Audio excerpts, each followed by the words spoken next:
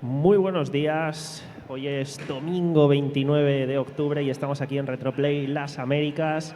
Un segundo día que está yendo muy bien, la verdad, y vamos a empezarlo pues con mejor pie todavía, ya que, bueno, me presento, soy Adri, señor Solid de Child Corps, y en esta ocasión, en el escenario principal, en la mesa, pues me acompaña, como está siendo habitual estos días, Hansler. Hola, muchas gracias por estar ahí, bienvenidos y vamos hoy a disfrutar de un programa realmente especial, un programa que para mí, ahora comentaremos. La voz nos está poniendo piedras en el camino, pero vamos a pasar sobre ellas y... Sí, es que ayer fue un día muy intenso, hicimos 3 programas seguidos y la voz se resiente, no es una consecuencia de ninguna fiesta ni nada, he sido un chico responsable, pero es lo que toca. Así es. Y bueno, por supuesto, pues también Fabián Arco del podcast de VR. Buenos días a todos, vamos a comernos la mañana por aquí. Ahí estamos. Y bueno, ¿cómo no va a ser especial esta ocasión? Para mí es un verdadero honor, es una suerte, es un privilegio tener a mi lado a uno de los referentes de los años dorados del software español, ni más ni menos que Luis Rodríguez, alias Luigi, de Dynamic. Bienvenido, ¿cómo estás? Buenos días y muchísimas gracias por haberme invitado. De verdad que para mí es también un placer estar aquí con vosotros y con toda la gente que nos estáis escuchando. Y nada, una maravilla venir a esta tierra, a Valencia, que tanto me gusta, que tanto quiero, a Torrent y Retroplay. También agradecer a Retroplay la invitación que me ha hecho extensiva y bueno, esperemos que os disfrutéis del trocito de historia que os voy a poder contar de los orígenes de lo que se llamó, con orgullo ahora podemos decir, la edad de oro del videojuego en España. Bueno, ahora nos vas a contar, vamos a intentar sacarte todo el jugo porque una oportunidad como esta no se da todos los días. Así que, ¿cómo quieres que te llame? ¿Luigi? Sí, vale. Luis, como tú quieras. Luigi está bien. Yo creo que Luigi, la comunidad me conoce como Luigi, pues Luigi. Luigi como el amigo de Mario. Efectivamente, muy bien, perfecto, maravilloso. Bueno, pues cuéntanos. Vamos a empezar desde un punto de vista más general y seguiremos desgranando un poquito, profundizando sobre tu persona, sobre la compañía que ayudaste a crear, sobre esos videojuegos de esa época tan fantástica que yo viví, tuve la suerte de vivir la última etapa. Así que, sorpréndenos, venga. Pues nada, todo empieza en Atapuerca. ¿Por qué? El azar, el destino, hizo que Pablo Ruiz, el que fue el CEO, como sabéis, de la compañía Dynamic, nos llevan al mismo jardín de infancia con 3 añitos cada uno, con el Babi. Vamos a un colegio en Madrid, en la calle Alfonso XIII, Pablo VI, y yo era Rodríguez de apellido, soy Rodríguez de apellido, y él es Ruiz, pues nos sentan en la misma mesa, por orden alfabético, y ahí empieza realmente mi conexión con los hermanos Ruiz, ¿no? Dando un salto ya de gigante, comentaros que ya os digo, compañeros de colegio, de infancia, de parvulario, y también el azar hizo que sus padres y mis padres eran profesores del mismo centro universitario, el colegio, y al ser profesores nos trasladamos a un pueblecito a las afueras de Madrid, que ya lo ha absorbido Madrid, se llama Bodilla del Monte, y allí es una urbanización pionera en aquellos años 70, éramos 60-70, y que era un mundo ir allí, ¿no? Era salir de Madrid, pasabas un bosque y llegabas allí. Y compañeros de juegos, los Madelman, Hyperman, el RIS, el Monopoly, mil aventuras previas. Ya centrando el tiro en el origen, pues sí que en el año 83-84, por haceroslo breve y centrarnos el tiro en el mundo del videojuego, pues los hermanos Ruiz deciden iniciar sus pinitos con un ZX81, un ordenador personal, como sabéis, que fue un poco el padre del ZX Spectrum. Y están allí un día trasteando en lo que luego la famosa mítica mansión Dynamic, que era el ático de la casa, de la casa de los Ruiz. Vivíamos en la misma urbanización, pues yo vivía una calle más atrás y quedábamos allí a jugar. Y veo que están trasteando con algo, con unos aparatejos que yo no sabía lo que eran, ¿no? Y ese primer contacto con ellos, bueno, pues surge porque Víctor directamente me pide que le haga una musiquita. Yo tocaba en un grupito en aquella época, recordar que eran los inicios también de la movida madrileña, y aunque era joven, 16, 17 años, que haga la música del Jens, del primer juego que sacaron ellos. Ese fue el primer contacto, si queréis, con ellos en el mundo del videojuego. Ese fue mi bautizo, por decirlo así. ¿Tocabas algún instrumento? Sí, yo tenía un grupo, en aquel entonces, teníamos dos, un grupo más informal, se llamaba Misión Imposible, y tocaba el teclado y cantaba. Pero luego, también en paralelo, porque era multifacético, yo soy muy renacentista, he hecho de todo, tuvimos un grupo que se llamó Antirritmos, que bueno, tuvimos la suerte también de tocar en Rocola, de teloneros de Gabinete Caligari y Glutamato Yeye. Vaya. Entonces, esto es una parte de la historia que bueno, es correlacionada, porque bueno, pues también tuve y tengo la suerte de ser muy amigo de muchos de los miembros de la movida madrileña, ¿no? Pero sí, entonces todo el mundo, pues eso, yo tenía inicialmente un Casiotone, luego ya me compré un Roland SH-101, un sintetizador ya en condiciones, que era el que tenía Depeche Mode, y ahí también, pero ya no hice más música. Bueno, sí, creo que el Video Olympic también hice música y tal, pero vamos, que no soy reconocido como músico dentro de la edad de oro del videojuego. Vamos al César lo que es del César. Pero estabas ahí en efervescencia de talentos. Sí, eso era una gozada, porque era, por eso digo, o sea, lo mismo era, nos poníamos en la parte creativa y era un coqueteo, ¿no? Porque realmente los verdaderos promotores de Dynamic fueron los tres hermanos, ¿vale? Yo, lo que pasa que era su amigo. Y Bueno. En muchos foros yo he llegado a leer que tú eras el cuarto hermano. Bueno, porque es que tenemos una relación que es verdad que somos como hermanos, como primos, como hermanos. Entonces, me llaman así y yo a mucha honra, porque les quiero a los tres un montonazo y seguimos manteniendo muy buena relación, magnífica relación de hecho. Pero efectivamente, o sea, lo que digo, el meritazo de lo que fue Dynamic son ellos. Yo no es quitarme, no me quiero, o sea, no es falsa modestia. Yo colaboraba, yo era lo que ahora se llama un freelance. Realmente, yo nunca estuve en plantilla y yo era un alma libre que según me pedían cosas las hacía. Luego es verdad que cuando, ya os contaré ahora en el podcast, cuando me meto ya a hacer gráficos y tal, sí que le cojo cierto gustillo, porque yo no era muy gamer, ¿vale? A mí me gustaba más hacer los juegos que jugarlos, ¿vale? Sí que los arcades los jugué algunos bastante, pero yo creo que me metí en esto precisamente para no tener que gastarme monedas de 5 duros en jugar, sino jugar a los juegos yo, ¿no? Era un poco la idea. ¿Te gustaba dibujar? Sí, no, realmente también os comparto, ahí sí que no soy modesto, yo mi talento es dibujar. O sea, yo de enano, o sea, mis primeras trastadas fue que yo debía ser muy chulito, porque yo a los profesores de dibujo en el cole, si yo dibujaba mejor que el profesor, se lo decía. O sea, yo hay profesores que, un par de profes sí me enseñaron a dibujar, pero otros daban clase de dibujo, pero yo dibujaba mejor que ellos. Entonces yo lo veía al principio del curso y pactaba con el profesor en privado, decía, oye, si no te importa, es que dibujo mejor que tú. Entonces, si no te importa, yo te ayudo a corregir los exámenes, pero es que no...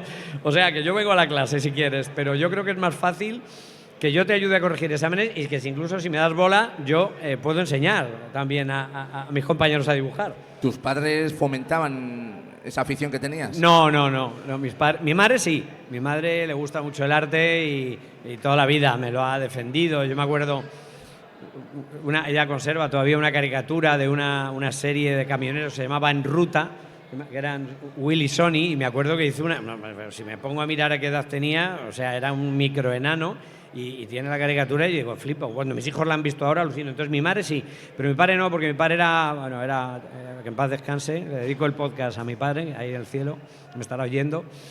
Y a lo mejor algunos secretos salen hoy y los oirá desde allá arriba, porque mi padre nunca apoyó esta actividad. Decía que esto de hacer marcianitos, esto que era, ¿no? Luego ya se dio cuenta que sí, porque bueno, ya veremos más adelante que bueno, fuimos portada del País Dominical. Entonces ahí se dio cuenta de que algo estábamos haciendo bien, ¿no? Digamos que tenía mérito la cosa. Y nos habíamos quedado en la movida madrileña. Ajá, exacto. Nada, pues en la movida que en paralelo va, como digo yo, pues me gustaba mucho la música, pero efectivamente también me gustaba mucho el arte, dibujar, etcétera, con lo cual también coleccionaba los famosos cómics de entonces, el Cimo, el Zona 84, 1984. Es decir, bebíamos mucho, no había internet obviamente, entonces bebíamos mucho del mundo cómic. Y era como, en España se estaba produciendo en esa época, como sabéis, una cierta revolución cultural. Ahora ya lo veo con perspectiva, ¿no? Pero cuando estábamos metidos en ello no éramos conscientes, ¿no? Entonces simplemente bebíamos de lo que había. Entonces mezclaban mucho el mundo del cómic, la movida madrileña, con todos los grupos, Hombres G, que ahora hemos vuelto a contactar con ellos, la verdad, una gozada. Entonces, muchos de los grupos de aquel entonces, bueno, pues eran gente un poquito más mayor que nosotros, pero teníamos muy buena relación con ellos. Vamos, que se creó el caldo de cultivo ideal para que sucediese lo que a continuación nos vas a contar. ¿El tema de Cimo y tal tiene algo que ver con Azpiri? Sí, totalmente. Es decir, como os digo, cuando creábamos los videojuegos, fijaros que los primeros que se crean por parte de Dynamic son Artist, que es una utilidad, pero sobre todo Jens, que Nacho lo crea, básicamente muy enfocado en el mundo del Señor de los Anillos, mundo Tolkien, que ahora fijáis que también ha cogido un cuerpo brutal. ¿Vale? Pero cuando ya empieza Víctor y Nacho empiezan a programar, o sea, Víctor era básicamente el programador y grafista, pero sobre todo programador, Nacho era fundamentalmente grafista y algo programador, y Pablo no, Pablo era el CEO y el marketing man, por decirlo así, ¿no? Y yo en mi caso era, como digo, un creativo que me pedía, no, haz un anuncio, pues yo cogía y en una tarde hacía el anuncio, haz una portada. Y entonces los primeros pinitos que hago con el Saimazu Babalibia Video Olympic, de hecho ni los cobré, no lo digo en plan despectivo, es que simplemente me lo pidieron, lo hice y tal, pero luego empiezo a ver que empiezan a ganar pasta y digo, oye tíos, y yo también quiero ganar dinero, ¿cómo se hace esto, no? Claro, Entonces, era un espíritu muy de garaje americano, ¿no? Totalmente, o sea, exacto, en vez de un garaje era un ático, pero sí, es totalmente hecho en casa. De hecho, bueno, pues el cómo, lo cuenta mucho Pablo también cuando voy con él, ¿no? Pero el cómo era con cupones, como se empiezan a vender los primeros juegos, ¿no? Entonces era por correo, la gente los pedía. Esto Pablo lo cuenta mejor que yo, porque esto yo no lo viví ese día en concreto, que Pablo cuenta que llega un cartero con sacas, que era tal el cúmulo de cartas que habían llegado con pedidos para el Jens, que estaba desbordado. Y entonces, como no cabía en el buzón, pues trajo un par de sacas llenas de cartas, ¿no? Entonces, en eso bajábamos a Madrid, hacíamos la fotocopia en color de cada carátula, comprábamos las carcasas de las cassettes, era todo a mano. Y era... O sea, pero a manísima. O sea, ahí no había industrialización de ningún tipo, ¿no? Vamos, todo muy artesanal. Yo he leído que casi llegaron a colapsar y morir de éxito. Sí, fíjate, fue más un poco... la palabra estrés no existía, pero debía ser estrés, ¿no? Ansiedad laboral. Ansiedad laboral, exacto. Porque no sabíamos medir. Ahí no había... Éramos unos chavales, no teníamos ni idea de lo que era el mundo empresarial. Y yo ahí, como digo... no estuve tan imbuido porque era coqueteos. De hecho, el que yo hiciera las 3 carátulas posteriores a Jens es porque el profesor de dibujo que había hecho las 2 carátulas a mí me parecieron un poquito pobres. Entonces yo digo, oye, yo si queréis os las hago mejor, dentro de esa soberbia, ¿no? Tú estabas cuando Saimazu, que fue el primer éxito comercial de Dynamic. Sí, exacto. Ahí esa es, como digo, después de hacer el Jens, yo sigo a mis historias y un día voy a verles y veo a Víctor que ha mapeado, ha impreso en una impresora de carrete, pues todo lo que es un mapeo del juego completo, ¿no? Y me cuenta que está haciendo un videojuego que se llama Saimazu. Era lo de Zoom, se lo inventa, y Saimaza era el café, los muy cafeteros de aquella época de Juan Valdés. ¿Os acordáis de ese anuncio? Y era también el rollo, estábamos muy imbuidos del espíritu de Indiana Jones. Y entonces se inventa, pero me lo cuenta. Esto me lo cuenta, yo no lo veo al personaje y nada. Me dice, Luigi, haz un dibujo, uno de estos dibujos que tú haces así chulos, de un tío corriendo. Me dice solo la instrucción es un tío corriendo con una taza de café, que le siguen unos negros detrás y que se vea algún saco de café. Y pone Saimazu. Pues vale, pues me voy a casa Y en tamaño real, eso no es tamaño DIN A3 ni DIN A4, en tamaño real, que luego con Aspiri aprendí que hay que hacer las cosas más grandes para luego reducirlas después, ¿no? Exacto, yo eso no lo sabía. En tamaño real con un Rotring Plastic Decores hago esa carátula que ahora es mítica, que lo que es la vida, ¿no? O sea, yo cuando lo hago, pues, lo hago, tómala y ya está, y punto, y se hacen fotocopias y tira para adelante. Es curioso porque ahí también una anécdota cuento ahora, si queréis, con Jesús Martínez del Vaz, que como sabéis, me voy a adelantar un poquito, es que ha escrito el libro que se llama La historia de Dynamic, recientemente, hace un par de años. En los primeros libros que se habla de nosotros, que ya hay 16 libros en los que se habla de nuestra historia, que es la leche, bueno, pues se ríen de mis carátulas. Yo cuando empiezo a ver que se habla de nosotros, veo que se ríen y ya me pilla mayor.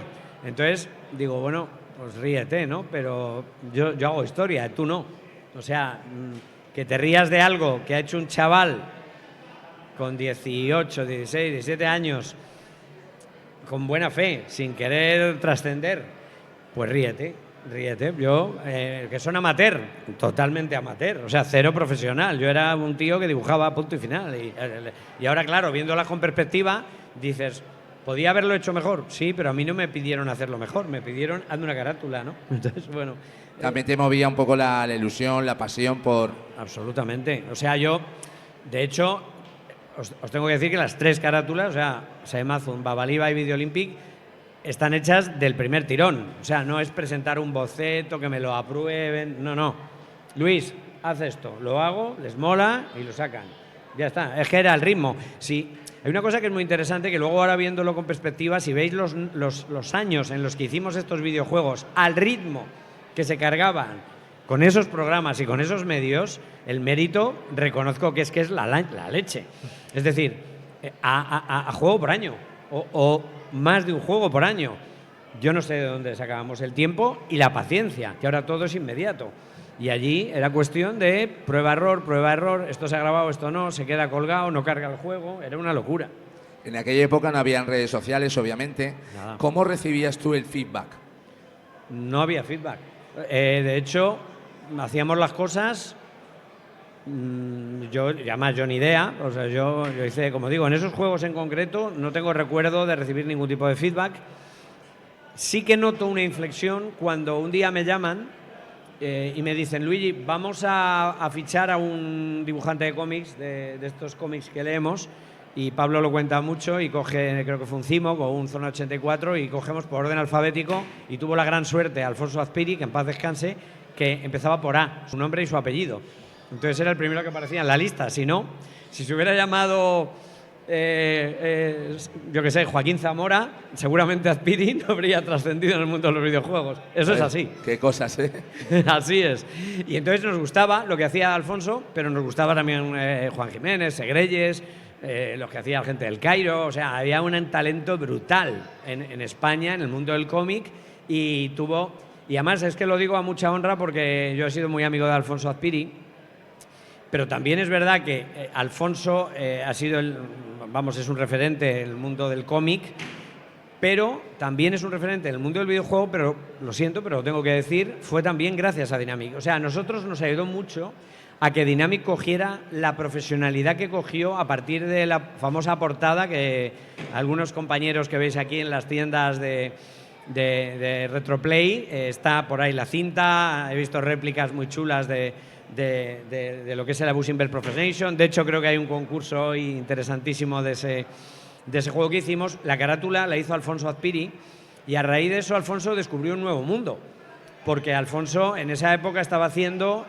ilustración básicamente más que cómic, ilustración calentita en Italia, ¿vale? O sea, él era, como sabéis, dibujaba unas chicas exuberantes, Lorna era su principal reclamo, él tenía la obsesión de que hiciéramos el juego de Lorna, que luego hablaremos de él también, ¿vale? Pero Alfonso le llama Pablo, tuvo a bien cogerle el teléfono, fuimos a verle, le contamos el tema y empezó una amistad que duró un montón de años y que luego, como sabéis, trascendió a otras compañías también punteras como Topo, Opera, etcétera, que le contrataron también para hacer portadas.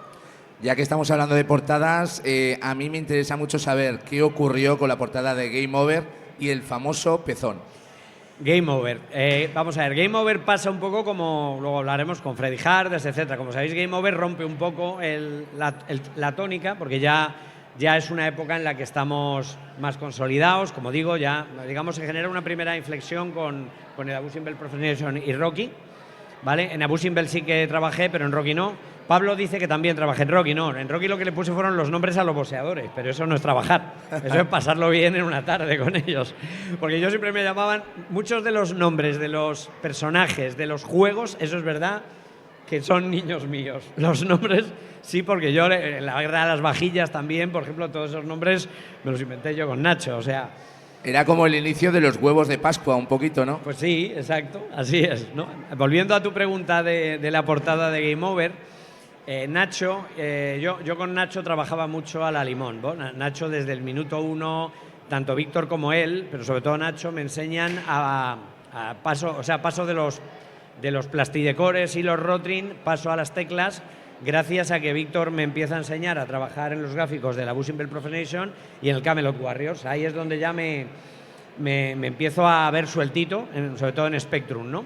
Y ahí con Nacho ya nos ponemos a currar de una forma a programar, a secuenciar los personajes, etcétera.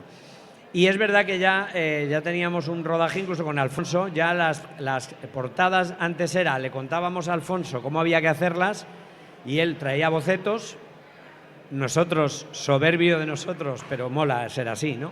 Me acuerdo cuando vino con las de Rocky, las primeras que trajo no nos gustaron. Estaban muy bien, ahora ojalá que Dios las pille, ¿no? Pero no, estaba bien Alfonso, pero no. Entonces, ya con Alfonso teníamos un rodaje y hacíamos las portadas muy, muy embebidas con el juego. Pero Nacho quería con Game Over, que sabéis que es un juego que es eminentemente de Nacho, ahí colaboré un poquito, yo ese no le... Salgo a veces con referencias de haber colaborado en Game Over, pero ahí fueron pequeñas colaboraciones, no lo considero un juego en el que yo me implicara como con otros, ¿no? Pero con Game Over Nacho quiere una portada distinta, ¿no? Y Nacho era muy de CIMOC y hay una portada, de hecho la portada de Game Over, antes que publicarse como portada de Game Over, ha pasado lo mismo que con Alfonso con el videojuego. Fue una portada de CIMOC, hay un CIMOC original que la vimos ahí. Entonces hubo que hablar con Norma Editorial, que era quien tenía los derechos, porque sabéis que es de Luis Rollo esa portada, y nosotros a Luis Rollo no lo conocíamos. Entonces ahí lo que Pablo negocia es con Norma la compra de la portada. En aquella época, efectivamente, lo que hablas del famoso pezón, era, bueno, España estaba en ebullición y ver una teta, pues también veías tetas en los kioscos de la calle, que ahora no hay. Entonces, bueno, pues no lo vimos como un tema de chulería, sino que era la portada, salía con un poquito el pezón ahí sugerido, pero cuando se exporta a Londres, creo que fue Ultimate quien publicó el videojuego allí, pone el logotipo encima. La censura londinense, que alucino yo con los ingleses, porque también con Ole Toro también se lió parda. Bueno, pues es el cinismo inglés, yo lo siento, y ojalá lo oigan esto algunos ingleses que hablen español, porque no les dedico el podcast, pero que sepan que, bueno, pues quizá forma parte también de la leyenda negra. Entonces ellos son como muy puristas en muchas cosas y en esto pues nos llevamos la sorpresita de que la taparon, pues que la tapen. A día de hoy no deja de ser una anécdota graciosa, como estamos comentando ahora, pero llegó a ser un problema. Bueno, fue un problema de parte de la crítica calvinista, yo entiendo. Pero la crítica del videojuego no, de la portada, de y de lo que había supuesto eso, ¿no? La polémica. Sí, pero por eso digo, también, esto que comentas, Óscar, está muy bien porque efectivamente fue una polémica que a lo mejor hasta ayudó a vender más el juego. También os lo digo porque lo que pasa mucho ahora con redes sociales pasaría más, ¿no? Pero entonces no eran redes sociales. Entonces eran unas críticas que llegaban de Reino Unido, pero también os digo que nos importaba bastante poco lo que pasara fuera de España. O sea, nosotros donde lo petábamos era en España. Entonces es verdad que incluso con Freddy Hardes también se vendió genial en Reino Unido, pero donde reventábamos era en España, y era donde era nuestro mercado natural, era España. Y no, tampoco teníamos mucha más ambición. Vamos, que mucha preocupación por el pezón no hubo, ¿no? Con los ingleses. Para nada. Bueno, cuéntanos, ya empezáis a despegar, empezáis a tener relevancia, empezáis a tener un poquito más de punch, ¿qué ocurre? Bien, exacto. Volvemos, si queréis, al ático, ¿vale? A la mansión Dynamic, que era ese ático. Los que estáis aquí lo estáis viendo algunos en imágenes. Y bueno, pues en un solo año, como empieza a llegar pasta y empezamos a ser más gente, pues nos vamos al primer rascacielos de Madrid, en plan risky business de Tom Cruise. Ya Pablo se viene arriba y alquila una oficina en la penúltima planta, la 29-1 de la Torre de Madrid, que era el rascacielos que hay en Plaza de España, que no existían las 4 torres, ni Torre Picasso, ni nada de eso. ¿Cuántos años tenías por aquel entonces? Pues 19, 20 años, por ahí. Y en este punto de tu vida, ¿qué opinan tus padres? Aquello que era, pues, esto son tonterías. Lo primero que opinan es que yo tenía pelo y era bastante guapera. Entonces, no, coños aparte, me hace gracia porque era, o sea, es verdad que éramos bien parecidos y entrábamos en esa torre y nos mezclábamos con yuppies de los 80, era la época de lo que digo, el risky business, el Mario Conde, toda esta peña, pero no éramos unos mocosos, ¿no? Entonces era muy gracioso porque ahí íbamos a currar allí. Entonces hacíamos videojuegos. Y éramos los únicos, porque todavía no había otra compañía. Yo con mis padres, como digo, seguía siendo un alumno ejemplar, haciendo lo que ellos querían, sacando buenas notas, porque yo era como un vampiro, trabajaba de noche. O sea, yo he dormido, ahora ya con esta edad, tengo ya 57 palos, al afeitarme la cabeza me planté en el 2014, ¿vale? Hace 10 años y no he cambiado. Si veis fotos mías, he hecho un pacto, no con el diablo, lo debí hacer con Dios. Bueno, y te afeitaste, porque tú eres calvo voluntario. Claro. No, voluntarísimo. Además, me compro una máquina ahora que es una maravilla y me afeito solito. No necesito ayuda, los peluqueros me odian, pero soy feliz, tú también. Sí, Somos el sindicato feliz. Entonces, lo que decían mis padres, es curioso, fijaros una anécdota ahora que dices, porque mi madre seguía apoyando la parte artística y tal, y luego lo que hacía era por la noche, cuando se dormía toda mi familia, pues en el ordenador tenía un Spectrum y en Astra en mi habitación y me ponía a currar allí las horas que fueran, y me dormía cuando me dormía, pues a las 3, a las 4, y luego a la mañana siguiente pues levantarme, ir al colegio o a la universidad, ¿vale? Y en paralelo era aprovechar los veranos, las vacaciones y las noches. Entonces, siempre fue una actividad colateral, ¿vale? Entonces, por eso digo que yo me cundió bastante, ahora viéndolo con perspectiva, porque yo no estaba en el día a día, salvo cuando iba a la Torre de Madrid, pero iba pues eso, viernes tarde, sábado y domingo. Eso de la jornada laboral de ahora que estoy oyendo los políticos me hace mucha gracia, porque no parábamos de currar, era la verdad. Lo que pasa es que lo pasábamos muy bien, era así. Yo me imagino a ese Luis de 19 años que llega a ese edificio. ¿Qué siente un chaval de esa edad haciendo lo que está haciendo y viendo que está prosperando? Es verdad que era una sensación que molaba, ¿vale? O sea, a ver si me sé explicar. No ganábamos dinero, ¿vale? O por lo menos yo ganaba dinero, pero no era para cubrir mis gastos, por decirlo así, ¿vale? Yo es verdad que con mis padres ya desde esa fecha, ahora que lo dices, sí que recuerdo que dije, papá, mamá, no me tienes que pagar ya nada. O sea, vengo aquí a comer, a dormir, etcétera, pero yo era un poquito rebelde, la movida, etcétera. Y entonces dije, yo gano dinero. De hecho, mi padre me ayudó a abrirme una cuenta en el banco y la cuenta iba creciendo solita. Entonces, yo vivía en mi casa, pero me automantenía en todo. O sea, viajes, vacaciones, todo eso me lo pagaba yo. Entonces, mis padres en eso sí les molaba. Y digo, coño, pues esto que hace. Y recuerdo que poco después, ahora también cuando mi padre empieza a darse cuenta de que esto tiene cierta importancia, nace Canal Plus, ¿de acuerdo? Fijaos, ya te hablo bastante adelante. Entonces, un amigo de mi padre dice, oye, que tu hijo es la hostia, que hace videojuegos, que esto no sabes lo que es. Entonces, Canal Plus le explica, porque y un día, mi padre pero yo llevaba, lo menos, 5 o 6 años haciendo videojuegos. Y un día se siente mi padre a ver lo que hago, porque él no sabía lo que yo estaba haciendo. Me acuerdo, por ejemplo, los gráficos de Freddy Hard en Amstrad. Digo, mira, papá, pum, pum, pum, y ve cómo trabajo en casa y flipaba. Y, por la noche haces esto. Bueno, de Freddy tenemos que hablar ahora después, largo y tendido, que sé que es tu bebé y es tu verdadero orgullo. Eso es, así es. Yo tengo una pregunta. Sí. Yo vengo de un background tanto de desarrollo como diseño, y ahora mismo está muy de moda entre los jovencillos quiero ser diseñador de videojuegos, quiero ser programador de videojuegos, quiero hacer videojuegos. Para bien o para mal, la tendencia que yo veo en zonas universitarias o gente que acaba de acabar sus estudios obligatorios y demás es: no voy a trabajar, no voy a estudiar, voy a dedicarme a buscar trabajo de videojuegos. Como persona que no solo eres profesor, sino que ha vivido lo de desarrollar videojuegos trabajando al mismo tiempo, haciendo varias cosas al mismo tiempo, ¿dónde te encuentras tú en voy a darlo todo para perseguir los videojuegos o voy a cubrirme un poco por detrás, cumplir mis obligaciones de estudios, pero al mismo tiempo no abandono los videojuegos? ¿Dónde te encuentras en eso? Mira, es una pregunta magnífica. Nunca me la habían hecho, la pregunta así, y creo que además acertadísima.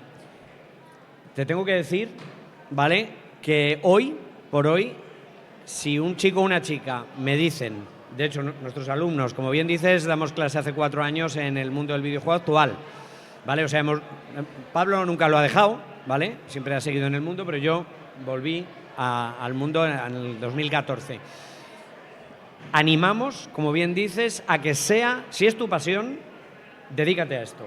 Es decir, el contexto actual del mundo del videojuego en España, ahora mismo, ya no es España, es el mundo entero, con lo cual no es aquello. Nosotros tuvimos un mérito de ser nacional, artesanal, etcétera, pero tu pregunta es muy bien tirada, porque si alguna persona, ya no solo chico o chica, sino gente de la edad que sea, si le apetece dedicarse al mundo del videojuego hoy día, es tan transmedia que yo le animo a que lo haga con pasión, porque es una industria que es brutal, brutal a nivel mundial. Puedes trabajar en la parte del mundo que te dé la gana. Los equipos actuales son absolutamente multidisciplinarios y multinacionales. Nuestros alumnos, no sé, puede ser de 6, 7 nacionalidades cada grado que hacemos. Y online, o sea, muchos son grados online, que hay presencial, como estamos hoy aquí, presencial y online. Entonces yo sí que animo a tu pregunta, si realmente tu pasión es el videojuego. Es un trabajo y además es un trabajo con el que te puedes ganar la vida. Ojo, es como, quiero ser futbolista, bien, también te puedes ganar la vida, pero no vas a ser ni Messi, ni Cristiano Ronaldo, etcétera, ¿vale? Entonces, ojo, no vas a hacer un AAA. Lo que les quitamos también de la cabeza es que se olviden de voy a hacer esto para que me contrate una gran compañía. No. Si te mola, existe la posibilidad de que tú seas tu propio empresario, como lo hicimos nosotros. Entonces, creo que hoy día el que se quiera dedicar a este gremio lo tiene súper fácil. Lo importante es que busque buenas formaciones, buenos mentores, buenos ecosistemas, que no tenga miedo, y yo a muchos padres que me preguntan les animo a que no me pase como a mí. Bueno, yo en mi caso no me pasa nada porque es verdad que me dediqué a otras cosas, soy consultor de riesgos, me dedico a otra cosa totalmente distinta y no le reprocho a mi padre que no le molara, él no lo entendía y ya está, ¿vale? O sea, no tengo en absoluto ningún tipo de rencor hacia que no me dejara, al revés, lo que doy es gracias a Dios de que me haya dado la doble versatilidad, pero sí que animo a la gente como vosotros, joven, que estáis en este mundo, en este ecosistema, a saco. Es una de las industrias que veo con mayor proyección a nivel medio y largo plazo, sin duda. Sí, ¿y dónde te ves en el abandonar estudios también? Porque la tendencia que yo veo no es voy a estudiar videojuegos, que mejor o peor, si siendo una decisión, tú estás estudiando algo. La tendencia que yo veo en el entorno del desarrollo ahora mismo es no voy a estudiar absolutamente nada, voy a mirarme vídeos de YouTube, cursos de Udemy, cualquiera de la variación de eso, me dejo cualquier tipo de formación reglada, me hago un portfolio y ya veré qué ocurre con eso. Vale, no, ahí sí que te matizo que es un error, ¿vale? O sea, si lo que se piensa es, o sea, no voy a formarme en, no. O sea, un youtuber, un streamer, tal, son canales y eso dura lo que dura y luego los contenidos es lo que da sentido. Esto mismo, vuestro podcast tiene una proyección que es la que vosotros queráis, pero no es un hobby, es una profesión. Entonces, estoy contigo en que pensar que es el chollet. O sea, por ejemplo, donde yo veo un error de bulto, y ahí, bueno, el tiempo nos dará la razón, son pues, gente como Instagramers, social, que solo es flor de un día. Conozco a muchos, algunos son clientes míos, o sea, pues yo que sé, Rubius, gente de primerísimo nivel que va a pasar como va a pasar con los altos deportistas de alto rendimiento en cualquier disciplina. Entonces, mucho cuidado con eso. Entonces, cuando yo animo a estar en el gremio del videojuego es, como bien apuntas tú, formándote. No es abandono los estudios, no. Me dedico a, llámalo estudiar entre comillas, pero a estudiar, a mejorar, a progresar en este sector, en algo concreto. Y lo que es importante es que lo que hagas aporte un valor a la sociedad, ya sea lúdica, de entretenimiento, lo que sea. Si simplemente es que yo soy guay porque tengo unos ojos muy bonitos y porque estoy promocionando una marca de ropa, pues me parece genial, estás ganando una pasta durante un año o dos, pero dentro de 4 días va a salir otra persona como tú, más joven, más guapa, y a los 2 años otra y otra y otra. Entonces, como canal es magnífico, como profesión, que se busquen un buen asesor financiero para no despilfarrar el dinero que estén ganando en 3-4 años vista. Eso es lo que les sugiero. Pero Sí, efectivamente formarse. Sí que es verdad que estamos viviendo en una época en la que si quieres emprender dentro del mundo de los videojuegos es un momento ideal, porque hay muchísimas oportunidades, hay muchísimos equipos indies que están sacando verdaderas joyas y en el panorama español también.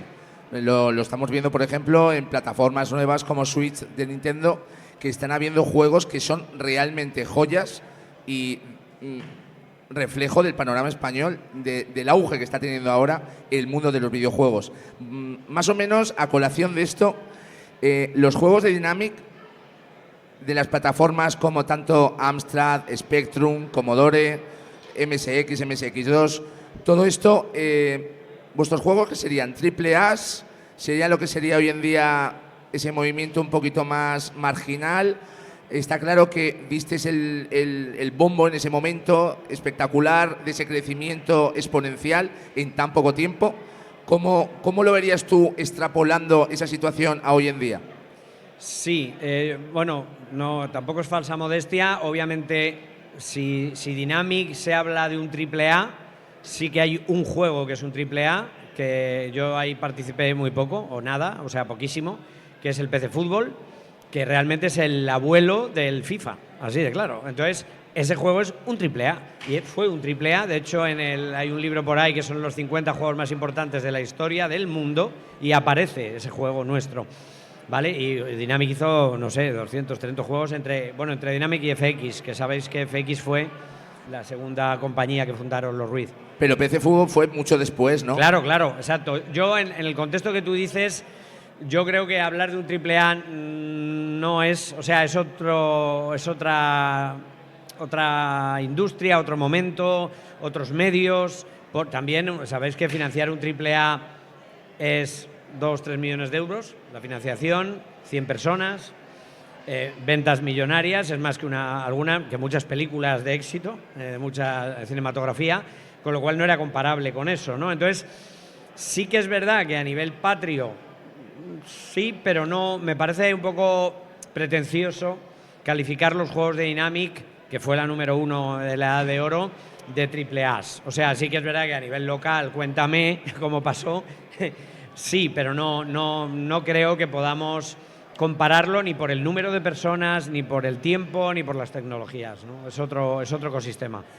Más o menos tienes algún número en la cabeza, por ejemplo, Abusing Bell Profanation, número de ventas y tal. Está claro que económicamente, pero se llevaba un cómputo, ¿recuerdas más o menos? No, yo ahí, eso Pablo lo tiene totalmente procesado. Yo hablaré con Pablo para que le hagáis una entrevista, le preguntéis datos macro y micro de Dynamic, que eso Pablo os lo va a clavar, porque además es que os da la cifra exacta, lo tiene todavía guardado.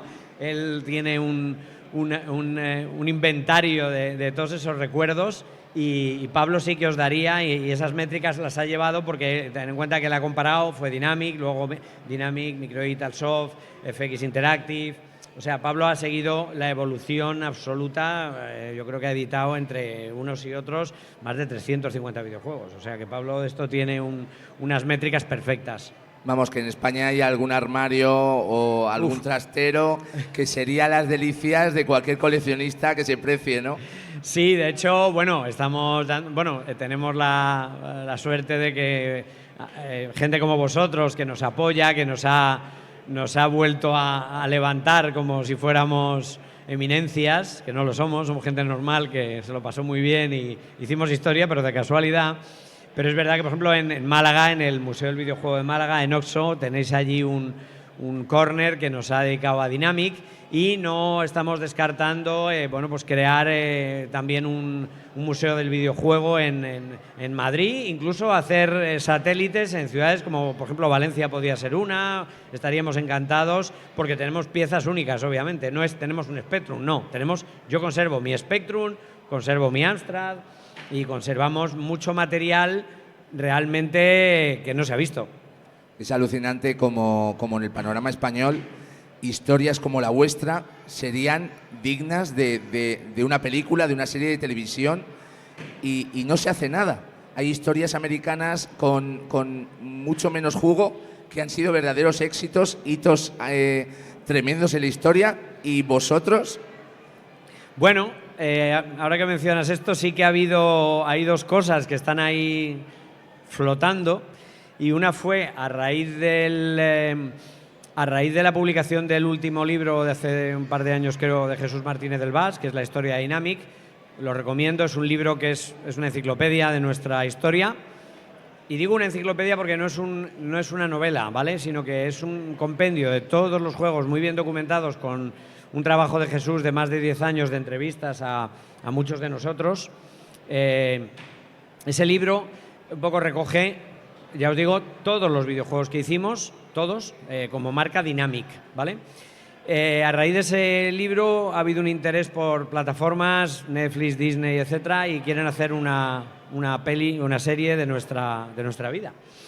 Y ahí hay una pequeña polémica actualmente, porque no sé en qué estado está ni quiero saberlo, porque, claro, pues los hermanos Ruiz les gustaría a lo mejor opinar más sobre el guión, etcétera. Yo soy más de la opinión de que si Elvis Presley o Marilyn Monroe tuvieran que opinar de sus biopics, pues no se habrían hecho esas películas. Entonces yo creo que una de dos, que la gente cuente lo que quiera. Si no, pues a lo mejor Netflix hace la serie y en vez de Luigi, pues yo me llamo Pedro, y en vez de Pablo se llama Jonás. Entonces, no sé, es un orgullo que quieran. Y hay otra iniciativa por ahí, y es que en pandemia me llamó Iker Jiménez a casa. Es un crack, Iker. Iker Jiménez es muy fan nuestro, yo no lo sabía. Y nos tiramos 3 horas hablando en pandemia, y también hay una iniciativa que él quiere hacer una serie documental, y bueno, estamos ahí hablando. Yo creo que al final lo haremos, ¿vale? Porque tenemos mogollón de material, tenemos fotos, tenemos vídeos de aquella época, y podía ser algo muy, muy bonito, la verdad. Claro, la verdad es que Iker Jiménez, al que yo admiro muchísimo, siempre promueve mucho lo patrio, está orgullosísimo de ser español, se le nota con todos los trabajos que él hace constantemente en sus programas, impulsando todos los inventos, todos los hitos españoles, para darlos a conocer, porque él mismo lo dice, que es una vergüenza que en nuestro país no saquemos pecho y orgullo de todo lo que hemos hecho, no solamente en estos ámbitos, sino en otros muy extensos.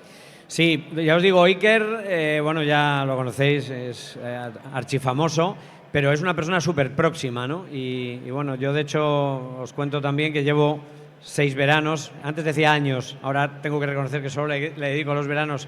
Quiero hacer un libro, los 13 juegos que hice con Dynamic, para que no haya discusión y sea mi libro y mis experiencias y no haya ningún tipo de problema de opiniones.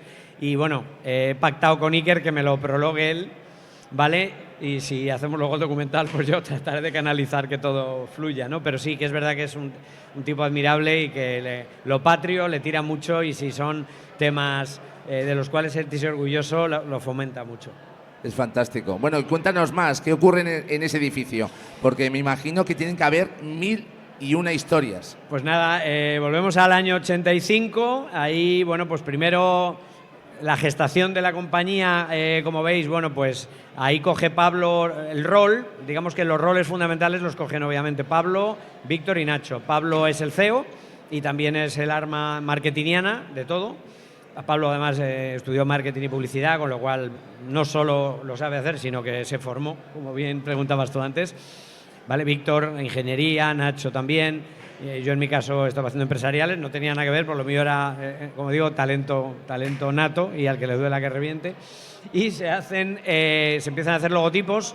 Los que estáis aquí los estáis viendo ahí. El primer logotipo lo hace un amigo también, amigo nuestro, Óscar Ramos, también muy buen dibujante, hace los 2 primeros logos. Luego Alfonso hace un logotipo que está bien, que es ese que parece así como más medieval, en metálico sobre mármol. También os tengo que decir que yo a Alfonso siempre lo he admirado porque las portadas de Alfonso me molaban mucho, porque lo que hace muy bien Alfonso, si os dais cuenta, es que en una sola imagen recoge un montón de acción. Eso es lo que yo creo que Alfonso es un virtuoso, ¿no? Sin embargo, os tengo que decir también que aborrezco los logotipos de Alfonso, o sea, las cosas como son, no me gustan nada. Entonces, no es un logotipero. Entonces, bueno, enseguida Pablo corrige y se va a un logotipo más estilo IBM, como veis, al segundo, IBM, que es este que llevo en la camiseta, que es, yo creo, el por el que más nos recordáis todos, ¿no? Luego ha habido variaciones, el siguiente Microedital Soft, etcétera. Y bueno, se evolucionan los logotipos. Como bien dices, ahí en la 29.1 empieza a haber una ebullición y empezamos a desarrollar juegos, tanto propios como juegos que nos llegan. Es decir, aquí lo que hacemos es, partimos del primero que os dije, la musiquita del Jens, seguimos avanzando, Saema Zumba Baliba Video Olympics se hacen en el Chale, pero ya a partir de la Busimber Profanation es cuando ya estamos en la torre, ¿vale?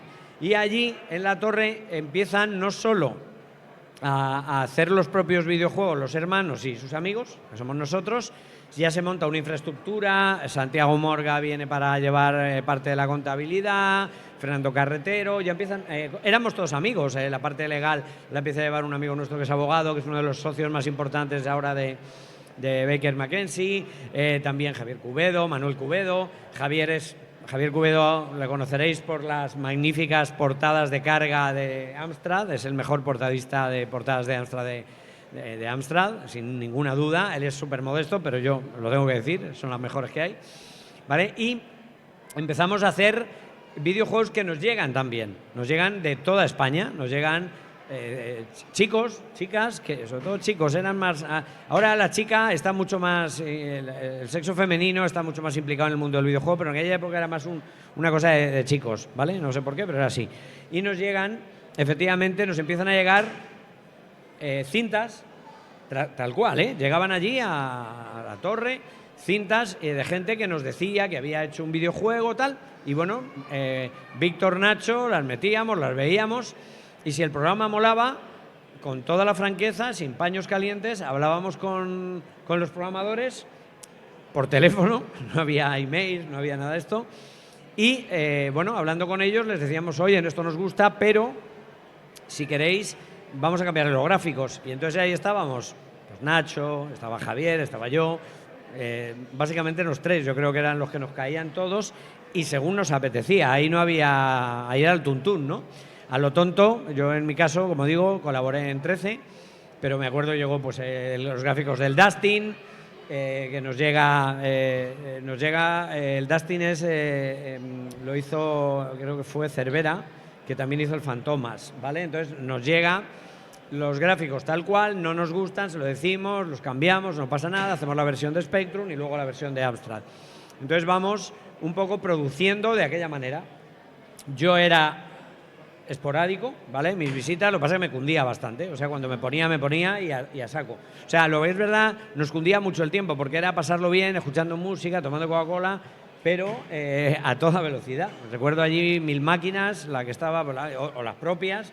Yo la mía me las dejaba en casa, porque claro, trasladar un Amstrad en el autobús, pues no era plato de gusto. Entonces, tenía algunas en el 29, que eran de Dynamic, y usaba aquellas, y luego las mías las usaba en casa, ¿no? Y así es como fuimos ya produciendo de una forma más industrial, ¿no? Vamos a ver, cuéntame ese videojuego que marca un antes y un después en tu vida. Sí, Freddy Hardest. ¿Por qué nace Freddy? Pues ahí quiero llegar porque quiero que me cuentes todo lo referente a este juego. Sí, nada, en el año 87, o sea, pues eso, desde el 84 que empiezo. En el 87 yo ya le cojo gustillo a programar y veo que, bueno, pues se me da bien, pero pasa una cosa, y es que normalmente los juegos de Víctor eran complicados, que os voy a contar a los que los habéis jugado. Los de Nacho eran más del estilo que a mí me gustaban, que eran más fáciles.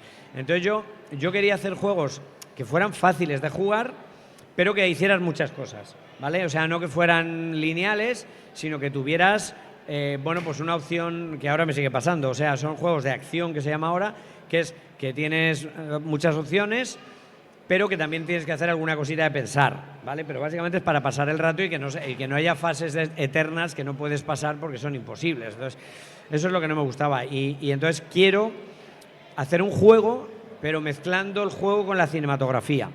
Y entonces se me ocurre crear este personaje. Yo estaba imbuido de los superhéroes ya.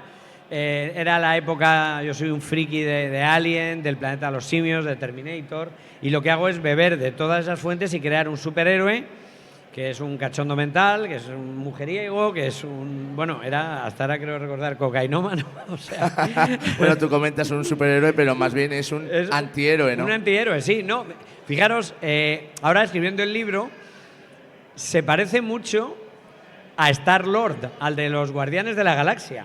Curiosamente, Star-Lord yo creo que es Freddy Hardes. Ese aspecto canalla que tiene el personaje. Totalmente, o sea, yo creo que ahí me han robado parte del copyright. Te tienen que dar parte de los derechos. Voy a hablar con Marvel para ver qué hacemos, porque efectivamente Star-Lord es clavado a Freddy Hardes, clavado en estética, incluso la indumentaria. O sea, lo he estudiado y digo, coño, y hasta Guardianes, algunos de los planetas, sobre todo en el volumen 2, coño, es Freddy Hardes decadente, el padre, cuando más que Star-Lord, el padre, que lo hace Kurt Russell, creo que hace el papel. Sí. Y es como yo me imaginaría a Freddy Hardes si hubiera envejecido, ¿no? De hecho, en el libro voy a hacer un guiño a este tema, porque ha habido un chico que me mandó un cuento que me gustó y seguramente lo publique en el propio libro con su permiso y obviamente le pondré en los créditos, porque es verdad que incluso Freddy Hardes yo creo que ha cogido cuerpo de superhéroe, que lo era ya, y me están incluso pidiendo muchos fans que hagamos un videojuego de Freddy Hardes ahora, con las tecnologías de ahora y tal, y no descarto que podamos hacerlo. ¿Vale? Entonces, efectivamente, hice todo. La programación la hizo Emilio Salgueiro, que en paz descanse. La programación de atrás, el back office, como digo, pero todas las piezas, los ensambles de los escenarios, las mecánicas de los personajes principales y las mecánicas de disparo, de salto, todo lo hice yo, vamos, con Víctor, con la ayuda de Víctor, fundamentalmente, pero es un juego que lo concebí completamente. De hecho, la mecánica inicial, veis que es como muy cinematográfica la pantalla de carga, se hace un guiño a la Metro Goldwyn Mayer con la cara de Freddy, iniciamos con una nave que se estrella, que va dando vueltas porque va el tío pedo, y entonces luego entra y se entra. O sea, hicimos como mucho plano cinematográfico para luego ya entrar en las dos fases que conocéis, ¿no? Tengo curiosidad por preguntarte, porque claro, tú eres grafista, por lo tanto, ¿cada uno de los proyectos comenzaban desde cero o siempre había una parte heredada del resto que venían de cola? No, exacto. Los proyectos que hacíamos nosotros, los que hacíamos Made in Dynamic puro y duro, sí que se concebían en su totalidad, ¿vale? Como idea, se paría un poco la idea de lo que queríamos, pero es verdad que luego se coge ya la dinámica, valga la redundancia, de que llegan muchos juegos en los que, como viene ya, entre comillas, el juego montado, aunque tenga unos gráficos un poquito naif, bueno, pero el juego está bien, es divertido, apetece. Entonces ahí, con el permiso siempre del programador que nos lo mandaba, teníamos una dinámica de hablar y construir el juego a partir de. Y luego, fijaros, exacto, en ese caso se pergeñaba un poco a la inversa, ¿no? Porque llegaba la idea, recreábamos el guión, construíamos los personajes y en las instrucciones, ¿os acordáis que le dábamos una serie de nombres, una serie de situaciones que venían un poco derivadas de esa creación que hacíamos, ¿vale? Entonces, toda esa conceptualización que luego fue ganando cuerpo, y yo creo que fuimos además en eso también pioneros, en las ediciones que ahora serían las coleccionistas, que es el Navy Moves, ¿os acordáis? El Capitán Trueno, que era el póster, un mapa, un no sé qué, un truco. Entonces, toda esa modo marketingiano de presentar el juego, yo ahí sí que veo que también ahí fue muy la idea de Pablo, joder, eso ha sido disruptivo y ahora hasta nos copia PlayStation o Xbox cuando sacan una edición coleccionista, ¿no? Te lo preguntaba más que nada porque, por ejemplo, en Abu Simbel Profanation, los ladrillos de cada uno de los castillitos y tal, me ha parecido verlos clonados, pero vamos, tal cual en otros videojuegos. Sí, claro, es que eso también aprovechábamos muchos de los videojuegos, si las piezas molaban y podíamos aprovecharlas, se aprovechaban tal cual, porque ahí estaba Víctor con las rebajas. Ahí era también una mecánica muy interesante, porque yo de programación, como os digo, solo sabía programar y secuenciar, pero yo no me encargaba de optimizar la memoria, 48K, es que alucináis, meter ahí todo en 48K, o sea, alucinas. Es que es tremendo, a día de hoy es que es inimaginable. Yo no lo entiendo, o sea, no lo puedo entender. O sea, en un pendrive, esta misma presentación que se está viendo aquí son megas, o sea, es que alucino. De hecho, el otro día leí en una revista de divulgación científica que hay una Soyuz rusa que sigue usando este tipo de tecnología. Este tipo de tecnología por la optimización, efectivamente. Entonces yo me acuerdo que yo presentaba a Víctor el personaje con la secuencia o lo que fuera. Entonces, por un lado, lo que dices tú, si podíamos aprovechar unos ladrillos y que quedaban bien en otro lado, pues ya que tienes el ladrillo, cojo el sprite, lo llevo y lo clono. No ahorro memoria, pero ahorro tiempo, por eso íbamos a la velocidad que íbamos. Pero luego también era cuestión de que, bueno, oye, que no pasa nada si lo tuneo y le meto o lo mejoro. Por ejemplo, el reto de los colores en el Spectrum, os podéis imaginar que era un auténtico infierno. Con Amstrad ya llegan los ladrillos monocromos, o sea, que tienes el color en sí, entonces ya construyes con el ladrillito, ya es más Lego y es más fácil. Más fácil para los que sabemos dibujar, me refiero. Lo otro era más el telesketch, ¿os acordáis? Eso sí que es retro ya, pero era más como programar el telesketch, ¿no? Entonces, yo iba con todo. Primero diseñaba toda la secuencia, por ejemplo, y luego Víctor me decía, no, o sea, en 5 posiciones ni de coña, hazla en 3. Entonces tenía que jugar con el defecto óptico de que creas que cuando el personaje corre, la postura, yo había puesto la postura A, B, C, D, E, y me dice Víctor, no, hazme una A, B, C, B, y que veas que al cambiar a la otra, tu ojo... Juego con el ojo, ¿no? Entonces jugábamos mucho a efectos visuales.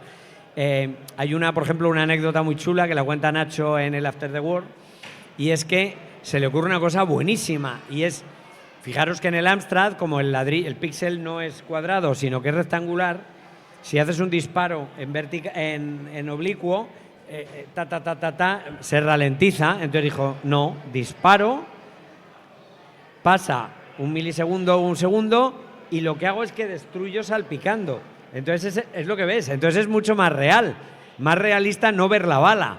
Lo que ves es el impacto. Entonces eso fue un logro en After the War que es la hostia. Si lo veis ahora el juego, esa percepción de Nacho de decir no, que no se vea la bala, que se vea el impacto, es mucho más bestial y le dio un realismo que encima te ahorra memoria. Eso fue un hito. Me parece maravilloso que comentes que voy con todo. Y sin embargo, ¿con cuántos colores ibas? El magenta, por ejemplo. 6. O sea, creo que eran 6. Entonces, exacto. O sea, teníamos que hacer hasta, ya lo veréis, y si os paseáis hoy por las versiones de Amstrad que veis en la feria de hoy, veréis que se juega mucho a algunas sombras son un poco cuestionables, pero es lo que había. Entonces, claro, al menos tengo sombras. Y daba dimensión de 3D. Un poquito, una falsa 3D, obviamente. Pero pero fue una fiesta. Cuando llegamos con el Amstrad yo era hiper feliz. Yo tengo una pregunta de curiosidad sobre esto. En motores de videojuegos modernos, como pueden ser Unreal, Unity, Godot, los más conocidos actualmente, el tema de creación, diseño, utilización de assets, mayormente la pérdida es la creación en el tiempo ahora mismo, porque necesitas crear una cantidad enorme, contratar gente y demás.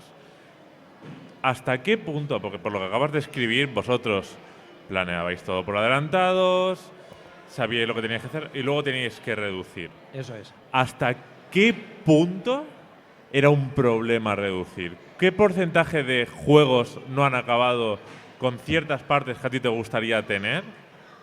Porque las limitaciones técnicas de la época no podías aplicarlo al propio desarrollo.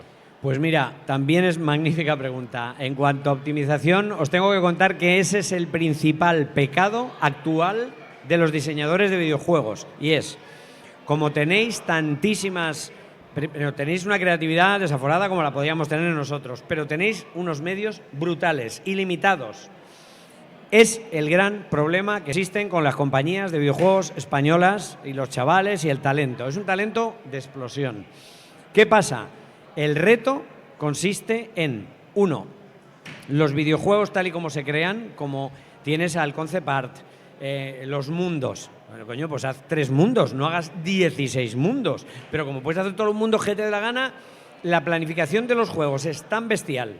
La ambición y los egos de cada programador, diseñador, es tan brutal que está desmesurado. Entonces, nuestro reto siempre es traer a los chicos y chicas a decirles, oye, no, vamos a ver, yo sé lo que cuesta ahora hacer un videojuego actual, en pasta y en programación y en tiempo, lo sé. Y ahora hay gente que puede hacer un buen videojuego que PlayStation lo podría editar perfectamente por 300.000 pavos en 6 meses, pero con disciplina. ¿Y qué hay? No hay esa disciplina.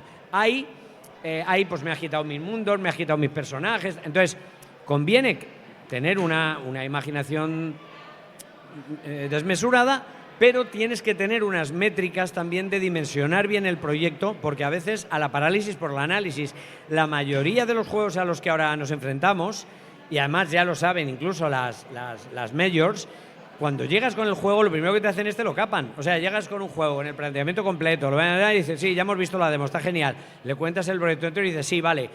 Y ya, lo mismo que hacíamos nosotros, lo hacen las grandes. Dicen, sí, no. 12 mundos, no, me lo haces con 5 mundos. Nosotros ya lo dejamos para 2. Y además, ahí Pablo lleva mucha razón, lo cuenta siempre, que lo bueno es que si tienes material para un superjuego, coño, pues haz la parte 1 y la parte 2.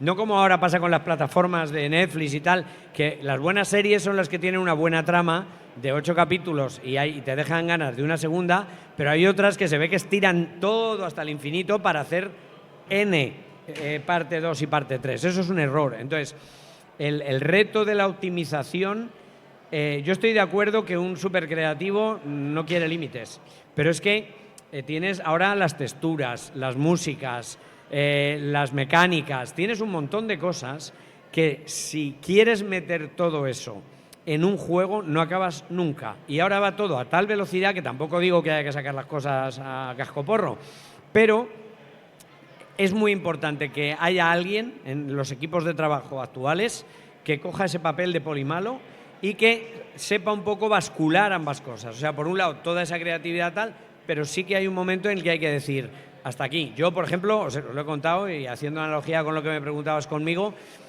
pues no, pues lo corto en más y lo corto en más, ya está. O sea, pero es verdad que tiene que tener una fluidez. O sea, os puedo hacer referencia a uno en el que a lo mejor esto no lo hicimos tan bien y la crítica nos masacró, que fue con Esgrizan.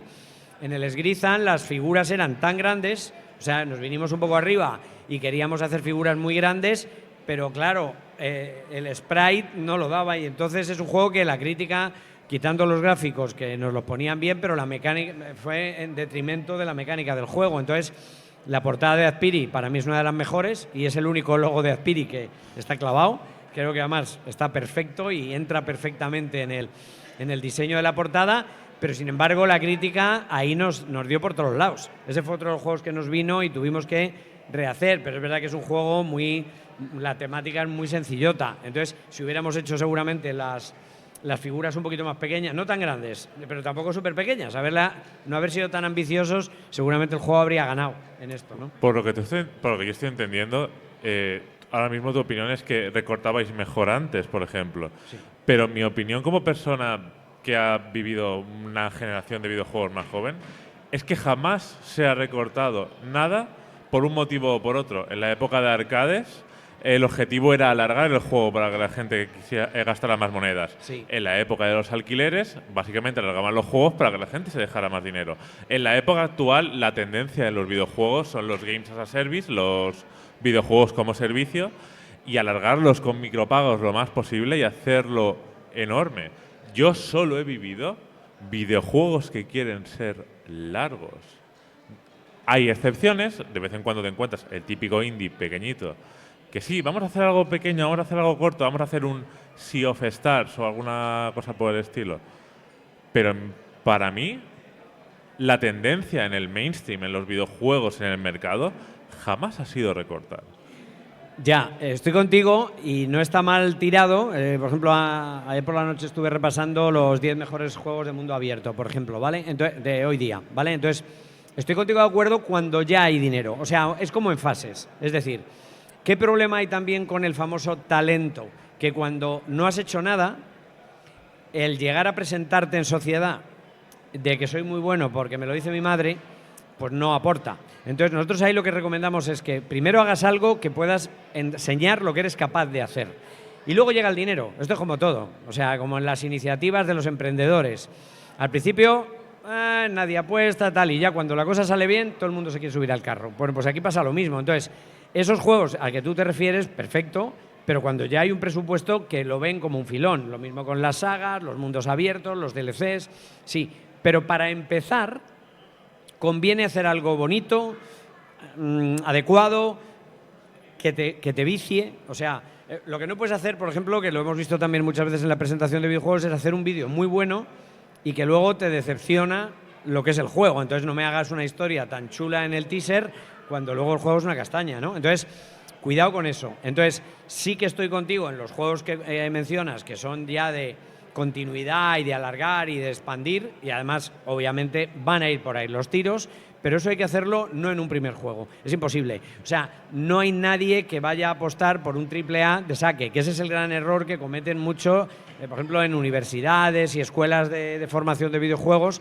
Les ponen la cabeza cuando les enseñan las cifras de lo bestia que es la industria y tal. Claro, les enseñan las cifras incluyendo Asia, incluyendo, pues, o sea, no me hables del mundo asiático. A mí háblame las cifras de España, tío. O sea, cuéntame todas, pero en España lo primero que hay que hacer es este talento, aquilatarlo, sacar algo pintón, algo que mole, algo divertido, y de ahí luego ya se expande, luego ya el dinero llega, y ahí sí que estoy contigo, que se pone a hacer barbaridades.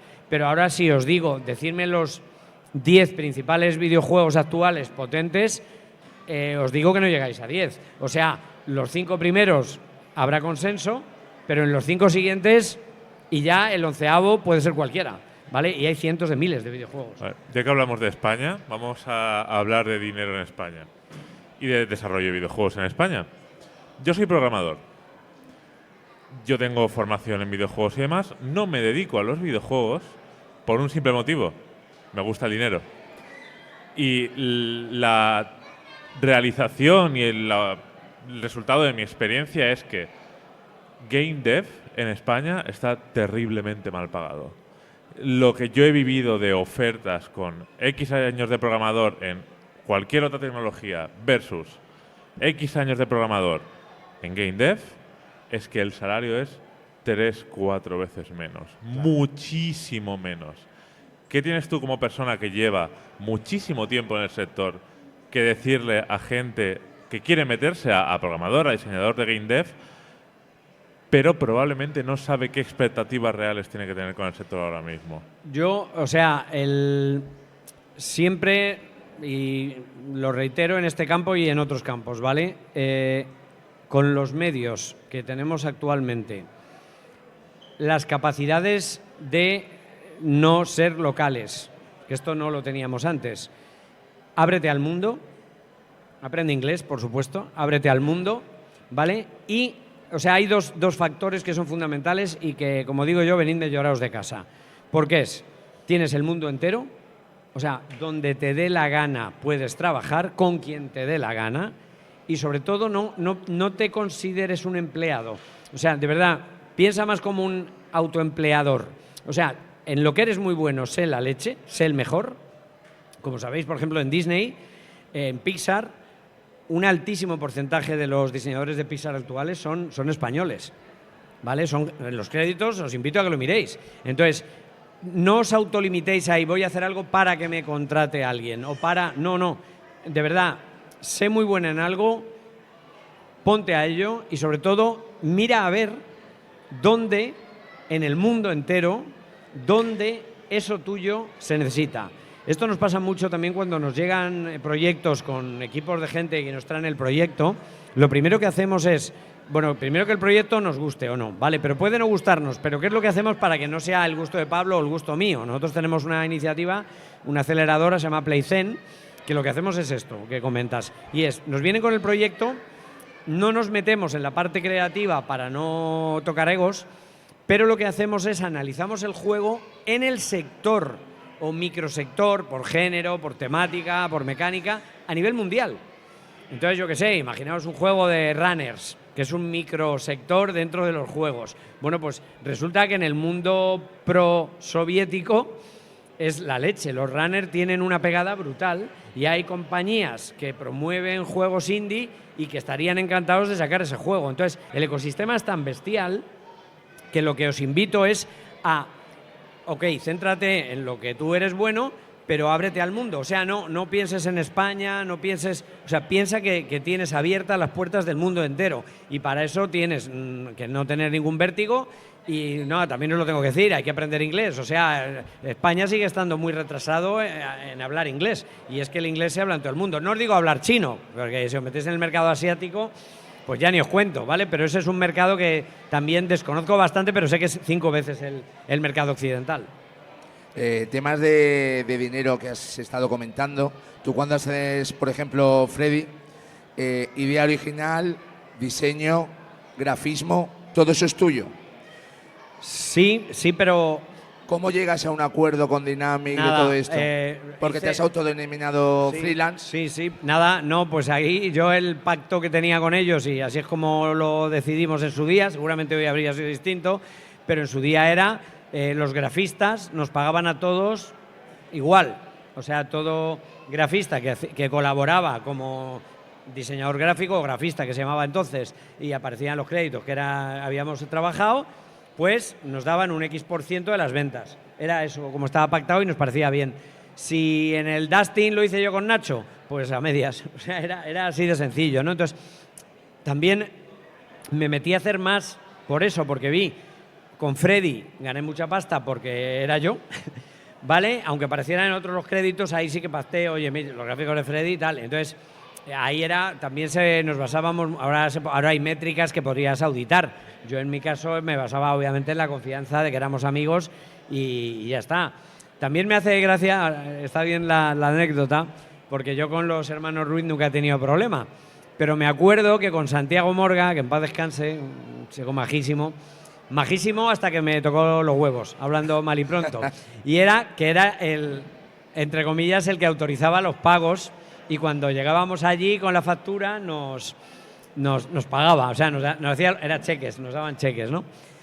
Y me acuerdo que, no se me olvidará jamás, como Freddy funcionó muy bien, gané mucha pasta, y entonces le sentaba a cuerno quemado que fuera yo a final de mes a la torre a cobrar mi cheque, porque tenía bastantes ceros en pesetas al principio. Entonces, era graciosísimo, y me acuerdo que tuve una discusión con él. Joder, es que ganas una pasta, tal. Bueno, pues tú me lo pagas y te callas, tío. Y con Freddy, además, los royalties duraron mucho tiempo. Entonces, recuerdo algunas facturas en las que aparecía, pues, por Dustin, tal, por Freddy, tal, por Trueno, tal. Y, ostras, molaba. ¿Estaban estipulados por tiempos? No, ¿cómo por tiempo? Los royalties. No. Era, o sea, lo que se pactaba eran las ventas. Y no me acuerdo, era el tiempo que duraba, pero como eran años, pues seguía. O sea, ahí había muy buen rollo.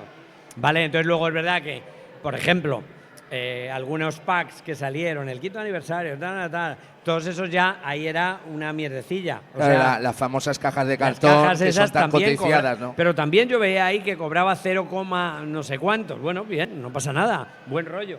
Luego he sido auditor, a lo mejor tenía que haber hecho auditoría, pero bueno, no, lo digo de coña, porque insisto. Pero me hacía mucha gracia esa discusión que tuve con el contable, de decir, mira, no me toques los huevos. O sea, vamos a ver, pues chato. Hasta me salió la vena de decir, pero si tú estás aquí por nosotros. Claro, o sea, ¿qué me estás contando, tío? Pues, joder, recuerdo que alguna vez, verdad, que el talón fue que me dio miedo al bajar la torre. Digo, coño, al banco corriendo, que no me vayan a robar, ¿no? ¿Qué ocurre con Freddy en el barrio chino? Sí, ahí hay otra historia guapa que en el libro veréis. Claro, porque es curioso, ¿no? El cambio de paradigma, todo sí, radicalmente, pero ahí, es como un spin-off. Sí, es un spin-off. Fijaros, el tema de Freddy Hardes en Manhattan Sur, en el libro lo cuento. Ahí tengo que decir que la crítica con Manhattan Sur ha sido... ahí no hice nada, ¿vale? No hice nada, ahora os cuento el no hice nada.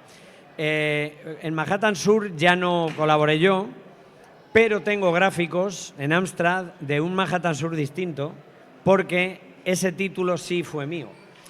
¿Por qué? Porque quise que Freddy Hardes fuera Mickey Rourke en la película Manhattan Sur.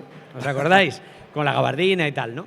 Entonces, el Freddy, que si veis sale con la gabardina y todo, porque es Mickey Rourke. O sea, ahí ya pasa del antiguo héroe basado más en un Kirk Douglas, el padre de Michael Douglas, etc. Aquí es más Mickey Rourke.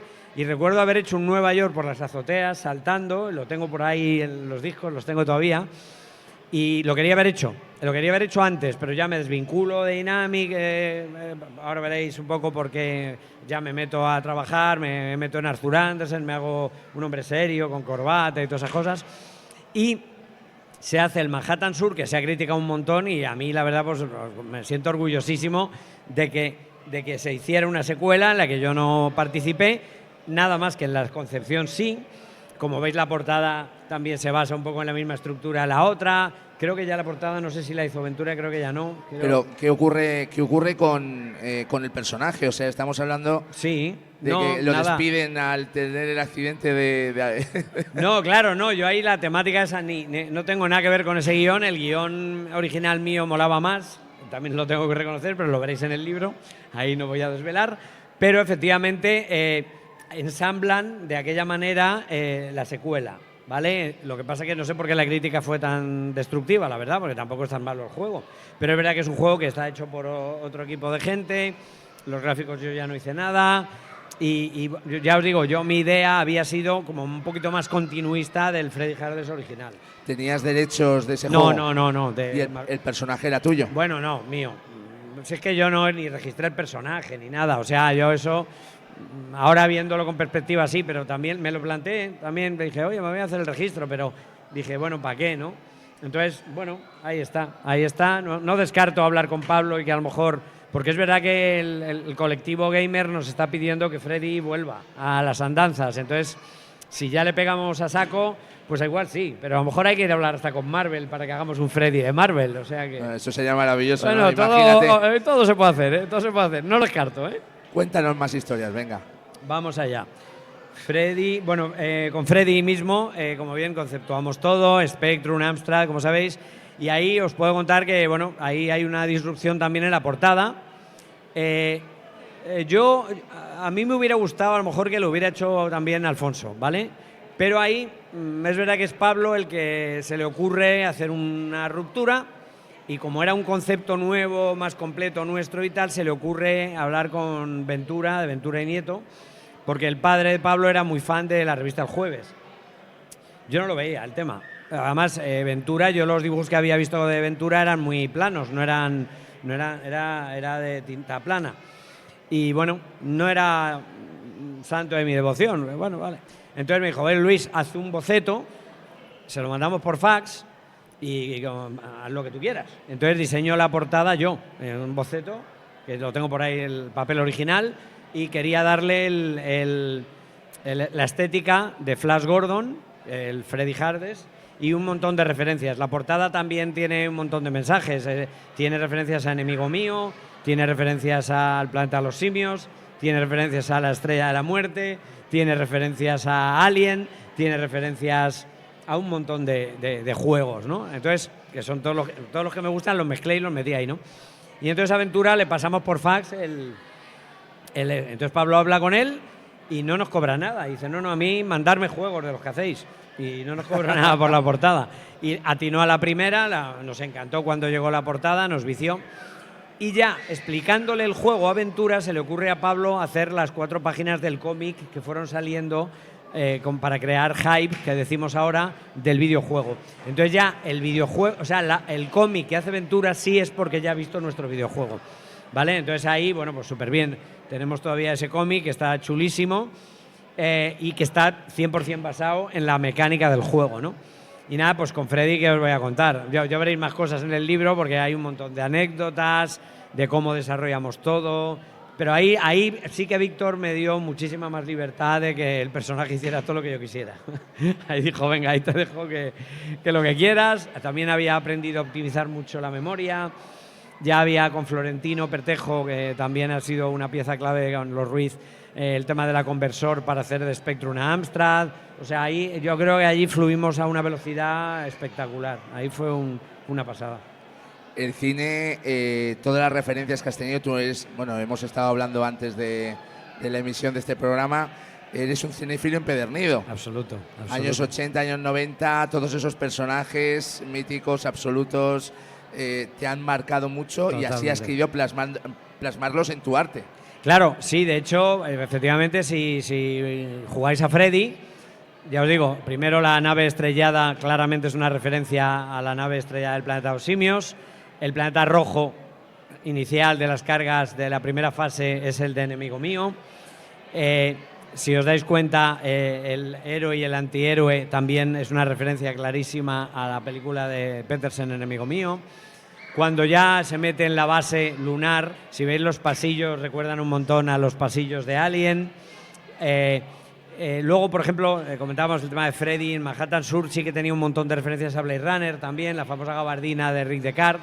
Es decir, esto es lo que quizá de las cosas más gratificantes, ¿no? El hecho de haber sido muy friki del cine de los 80, de la ciencia ficción, y os tengo que decir, sin falsa modestia, que como dibujaba bien, es que yo veía la peli y hacía el dibujo a mano, pin, porque ahí no había... Y entonces con el dibujo luego estaba tirado, coger ese boceto y trasladarlo a los píxeles, ¿no? Entonces, pues hombre, reconozco, no sé, eso es un talento que Dios me ha dado. O sea que el tener la mano para el dibujo realmente es algo que mola mucho, y el poderlo plasmar en algo luego móvil era una pasada, ¿no?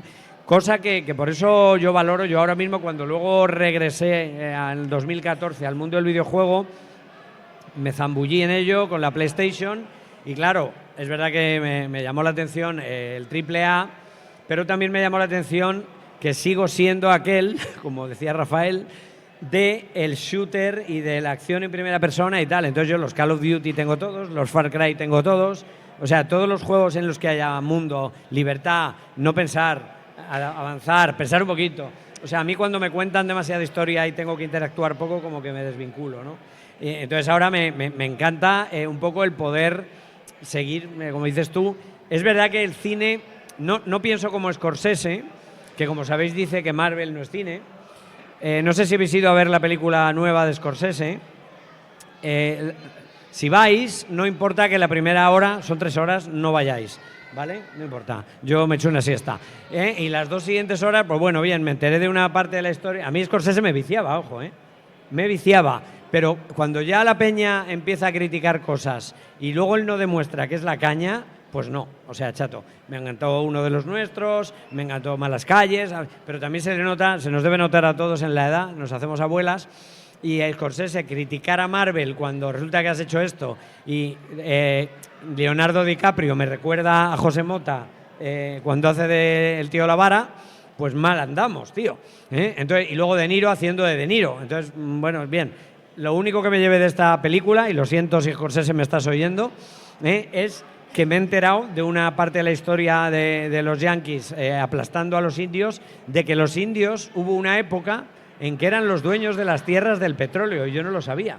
Y los americanos les esquilmaron una vez más, hablando de leyendas negras. Entonces me alegro que haya roto una lanza, nunca mejor dicho, en favor de los indios, pero la película es un truño. Al que le guste, que reviente.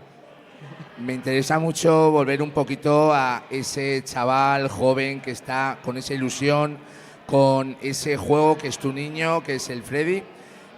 ¿Cómo se construye ese tipo de juegos? Es decir, tenías una serie de sistemas, una serie de ports que hacer en el futuro. ¿Cómo se hace? Bien, ahí, fijaros, está bien tu pregunta, porque el back office, las tripas que hizo Emilio Salgueiro, yo a Emilio no le conocí en persona, nada, nunca coincidí con él. Sabéis que el pobre falleció en un accidente de bici, muy joven, Y yo no coincidí con él. Ahí era Víctor el que, entre comillas, ensamblaba toda la parte de programación numérica del juego.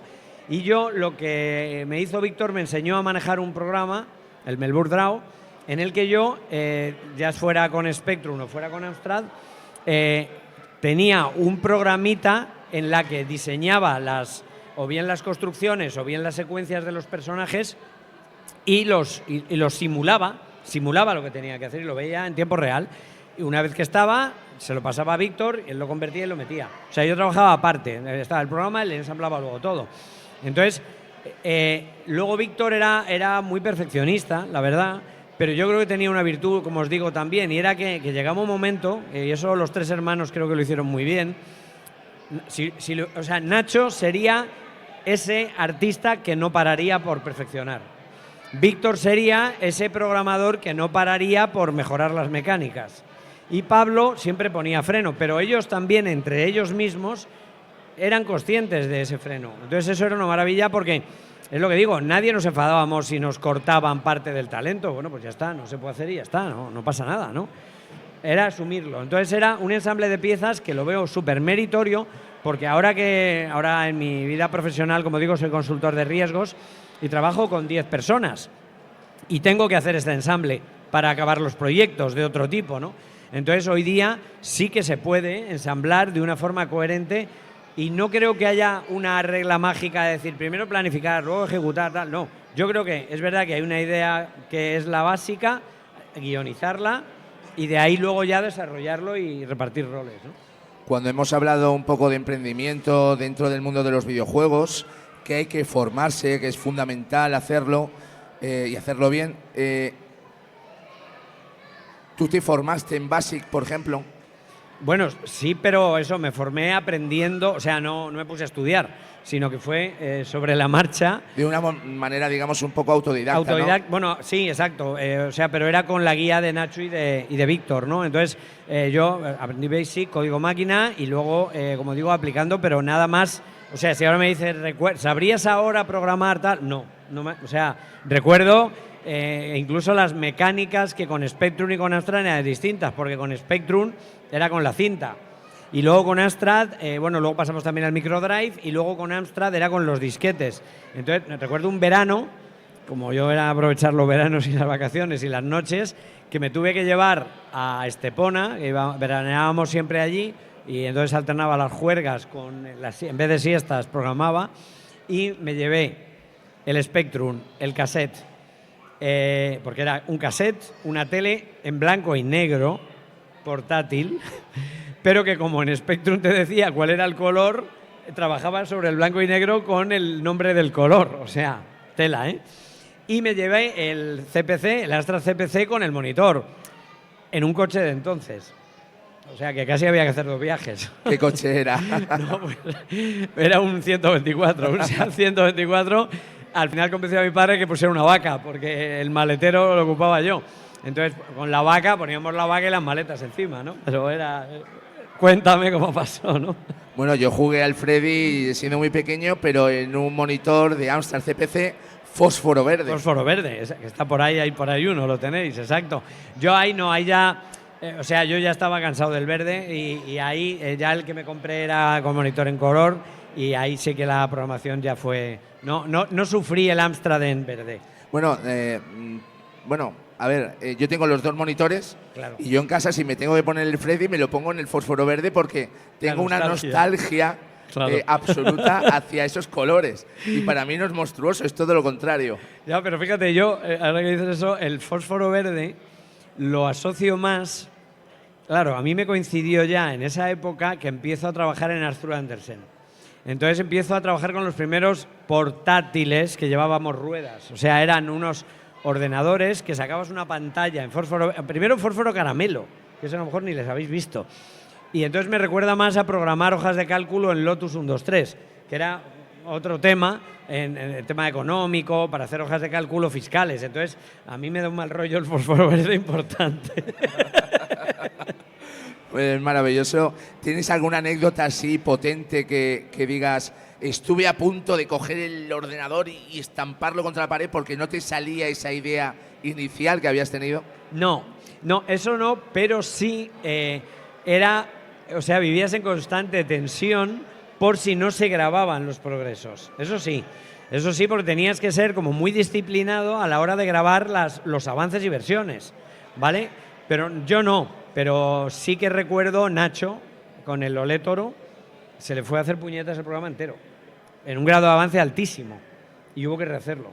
Entonces sí que viví crisis de este tipo, ¿vale? Pero no, gracias a Dios, yo no, pero igual tuve suerte, ¿vale? Porque es verdad que también me acuerdo con el diseño de portadas, cuando hice la portada del Todo Spectrum, que hicimos un gizmo, que también es bastante famosa, Víctor y yo, eso fue un poco el entrenamiento para hacer luego, o sea, Víctor esa me la puso un poco como prueba, ¿no? Vamos a hacer una portada que nos la van a poner en color, fue una pasada, claro. Y ahí fue un poco el entrenamiento para cogerle fluidez a... Es que eso no era, como sabéis, se hacía con las teclas, no era ni ratón ni nada. Era nos diseñábamos qué teclas teníamos más fáciles con las dos manos para poder mover el cursor. O sea, era una forma de programar, bastante artesanal. Cuéntanos un poco el tema del sonido. No, el sonido ahí os tengo que reconocer que para mí era muy fácil, porque yo no sé solfeo, sino que yo siempre he tenido también un poco no soy buen músico, pero yo saco las canciones de oído. O sea, no sé por qué con los teclados he tenido siempre un don, ¿no?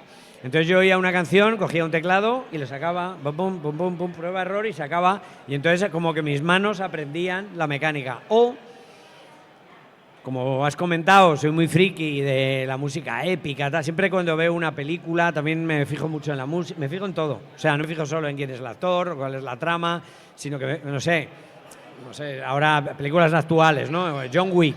Pues John Wick, si os gustan los videojuegos, tenéis que ver John Wick.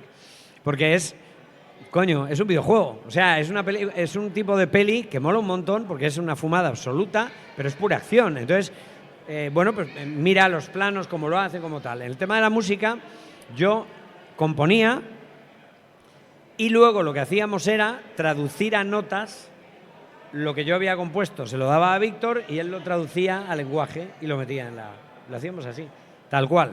Será tal cual, artesanal. Pero total. Ahora he visto, ya luego, en aquella época también conocía a Nacho Cano, de Mecano, y claro, me enseñó lo que tenía él para componer y yo flipaba, ¿no? Porque sabéis que Nacho Cano incluso en los conciertos iba con los ordenadores y los ponía a trabajar. Entonces Nacho, con el tema de los sintetizadores, el tío fue un vanguardista que flipas, ¿no? Y me acuerdo... Cuando me enseñó, digo, no, yo eso no tengo ni idea, tío, porque además Nacho sí sabía solfeo y tal, y yo no.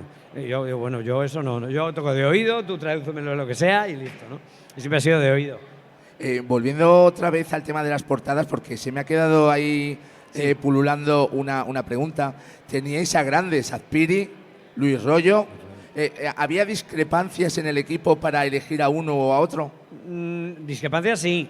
Lo que pasa que la decisión final, yo creo que siempre al final pesaba la decisión final de Pablo, ¿vale? Yo creo.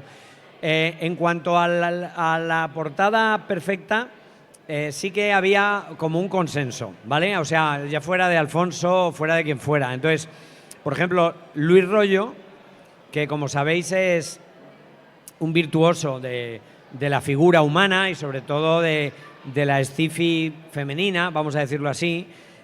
Por Luis Rollo yo creo que obviamente no es un dibujante de cómics. Entonces, el caso de Luis Rollo era portadista por definición, pero el pasar a Luis Rollo yo creo que fue a raíz de la portada que comentabas de Game Over. Sin embargo, a Luis había que darle como masticado el tema. De hecho, la anécdota que os puedo contar es que, a opinión personal, la portada del Capitán Trueno es una pasada, como veis, pero el boceto se lo hizo, creo que fue Ricardo Machuca, ¿vale? El boceto de esa portada es de Ricardo, la composición tan bestial, tan bien hecha, se la damos y luego Luis Rollo la arma, ¿no?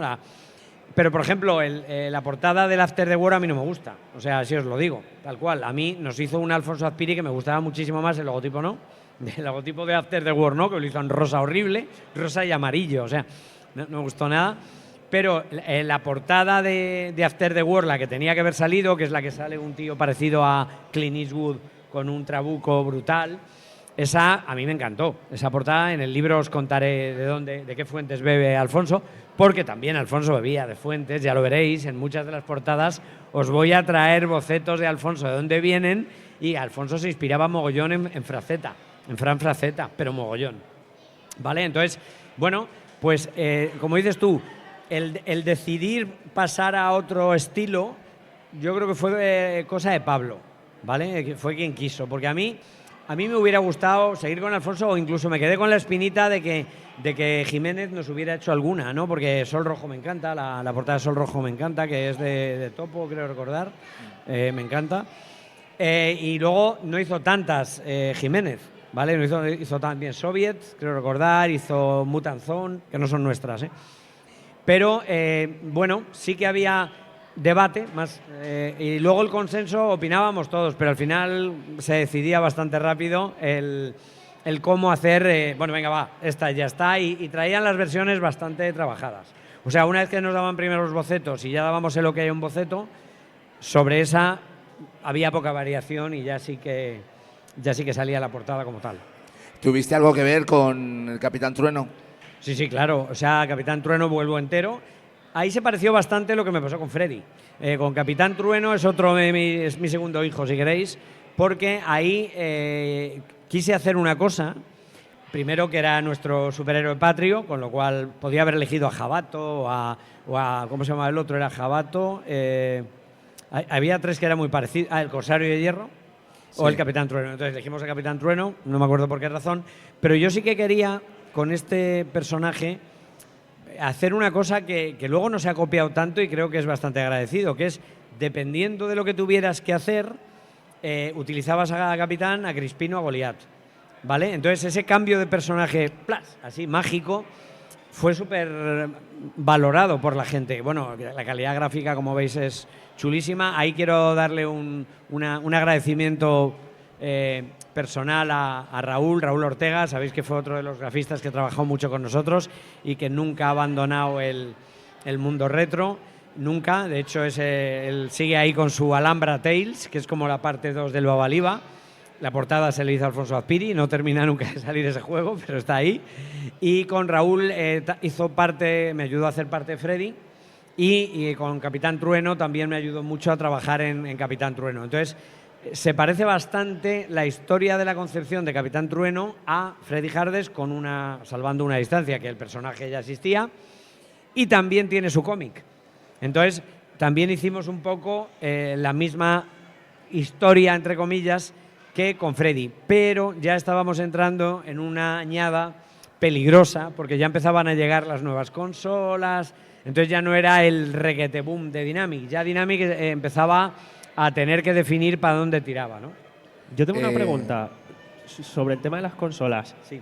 ¿Llegasteis a bueno, es una cosa que muchas veces, o al menos siento yo la curiosidad, nunca se llegó a ver como una transición de, claro, de los microordenadores a el desarrollo en consolas, que en aquel momento estaban petándolo. ¿Eso qué nos puedes comentar de tu punto de vista de todo eso? Sí, ahí yo no soy el más indicado para hablarlo, porque yo os cuento cómo lo percibí yo, ¿vale? Y este podcast es conmigo, ¿vale? Pero aquí lo que pasó es lo siguiente.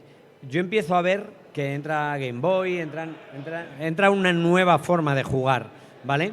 Con esa nueva forma de jugar yo ya estoy incluso bastante ajeno, porque como ya sabéis es hacia el final, 89, yo ya en el 90 me desvinculo prácticamente del todo.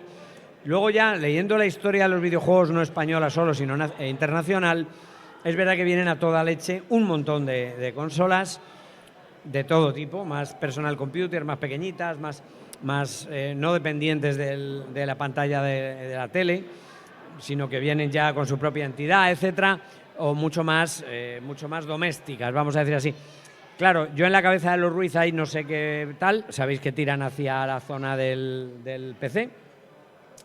El no entrar en la reconversión de arcades, se hicieron algunas cositas. El último juego con Dynamic que se hizo, que yo ya no estuve, era Risky Boots, ¿vale? Y pasan de los 8 a los 16. Y ahí es cuando yo ya me desvinculo y ya Dynamic como que ya empieza a desdibujarse y bueno, pues ya desaparece Dynamic, ahí es otra historia. ¿vale? Y nace FX con los PCs, etcétera. Entonces, lo que he leído es que fue una saturación, parece ser, del mercado, sobre todo internacional. Sí que el mercado americano ahí empieza a mandar que antes no mandaba, es decir, en nuestra época el mercado americano no existía, es curioso, porque era más Reino Unido, pero no se hablaba de Estados Unidos, ¿vale? Entonces, bueno, ¿qué es lo que hay? Pues lo que veis ahora, que yo de hecho ahora me he convertido también un poco en coleccionista y claro, he empezado a aprender de un montón de consolas que ya yo no he utilizado y además no domino. La Sega y todo esto, yo ya ahí no entro. Lo veo con curiosidad, me estoy informando ahora, pero no, ahí yo me desvinculé bastante. Y sí que mi vuelta con ellos es en el año 2000 con el guión del Navy Moves para PC, ¿no? Entonces ahí tengo poca información que daros. Está claro que Dynamic ya había roto el mercado de alguna manera. Conseguir los derechos del Capitán Trueno fue algo complicado. ¿Hay alguna historia ahí detrás? No, eso también Pablo os puede irnos en las tripas. Me agrada esa pregunta porque mira, cuando me toque estoy con él, voy por orden y en ese capítulo tengo un mogollón de material, pero se lo preguntaré a Pablo porque sí que en estas cosas era Pablo el que se encargaba, ¿no? Entonces yo era al final, oye, Pablo, queremos dar Capitán Trueno. Vale, perfecto. Entonces creo que era Enrique Mora, creo que era el creador, pero no sé si los derechos los tenía alguna editorial, porque como sabéis, luego ya sí, a raíz del juego, me llamaron antes de pandemia, me llamaron la Asociación de Amigos del Capitán Trueno y bueno, he estado hablando bastante con ellos, tengo ahora más relación con ellos y claro, es que el Capitán Trueno luego ha habido, no sé, la de autores, creo que son 10 o 12 autores los que han hecho, con lo cual debe estar un poco manga con hombro esos derechos de autor, ¿no? Me da la sensación. Entonces, bueno, debió ser fácil, no debió ser muy complicado. ¿En algún momento de ese trayecto orientado, o sea, basado en la época de los videojuegos, en la vida basada en los videojuegos, sientes que te tienes que marchar? ¿Motivo? No, el motivo fue voluntario total y es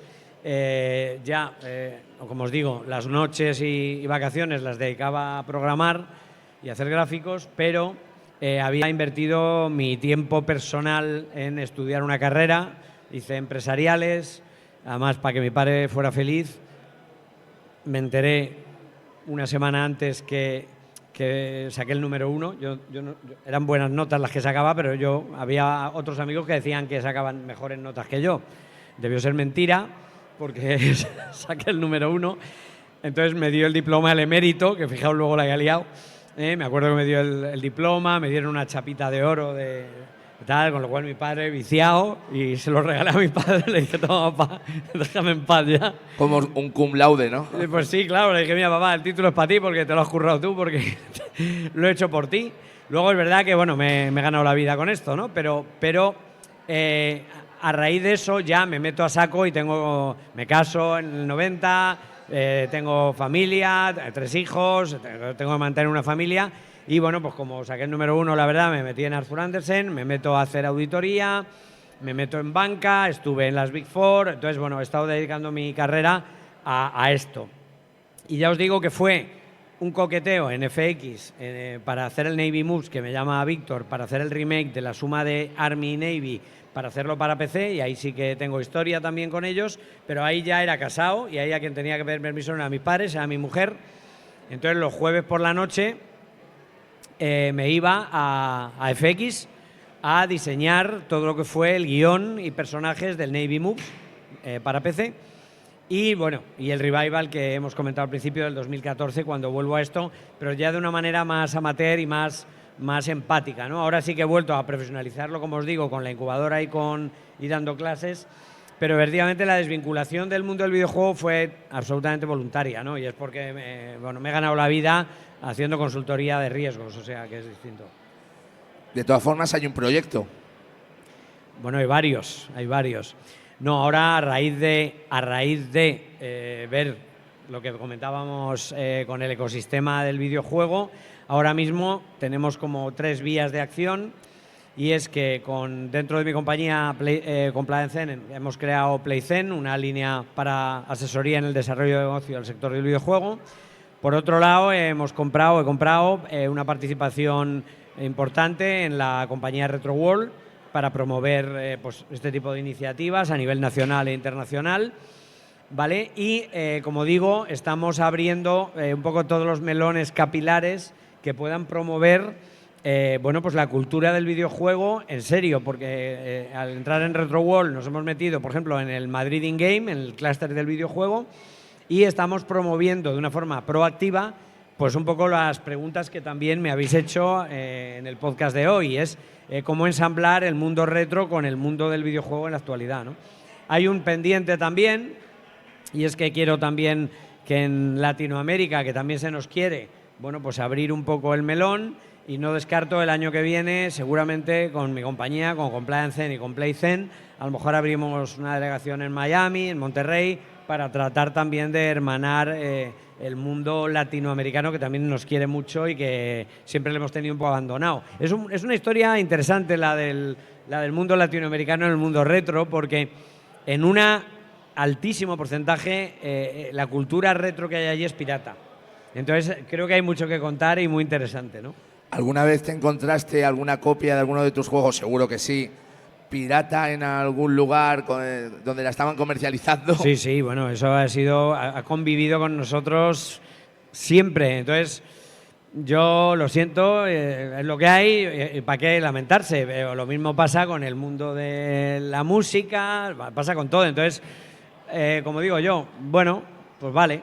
O sea, en el fondo, como digo, pues una copia, bien, está bien. Pues oye, allá tú, no es la original. Es que es como todo, ¿no? Porque en el fondo quizá a mí me sale más la vena artística, ¿no? O sea, esto le pasaba, salvando las distancias obviamente y con todo el respeto, a Picasso. A Picasso le copiaba a todo el mundo. Pero es que Picasso copiaba a todo el mundo. Y es Picasso. Es decir, Picasso, como sabéis, es el artista posiblemente más polifacético y reconocido de español, me refiero, y ha tocado todos los palos, impresionismo, expresionismo, cubismo, dadaísmo, todo, y no era el mejor en ninguno. O sea, para mí impresionista, pues el mejor es Monet, a lo mejor expresionista, pues el mejor es aquel. Entonces, sí que yo creo que lo del convivir con lo pirata, pues ahí está y ya está, no pasa nada. O sea, ahí las editoras son las que se quejarán y les pegan un bocado. Bueno, bien, pero es lo que hay. Eso ha existido toda la vida. O sea que lamentarse por ello es un esfuerzo que prefiero no tenerlo. Al revés, me hace ilusión el guiño, verlo. O sea, no sé, me gusta verlo.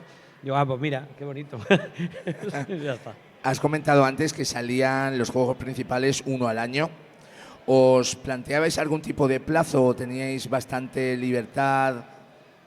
No, ahí volvemos a Pablo. Era Pablo el que marcaba inicialmente. Cuando he hecho un poco el revival de mi historia en Dynamic, pues me he dado cuenta de esto, ¿no? Entonces, es verdad que el equipo fue creciendo y el que tenía unas métricas bastante claras de cuánto era el timing en el que se tenían que hacer los juegos era Pablo.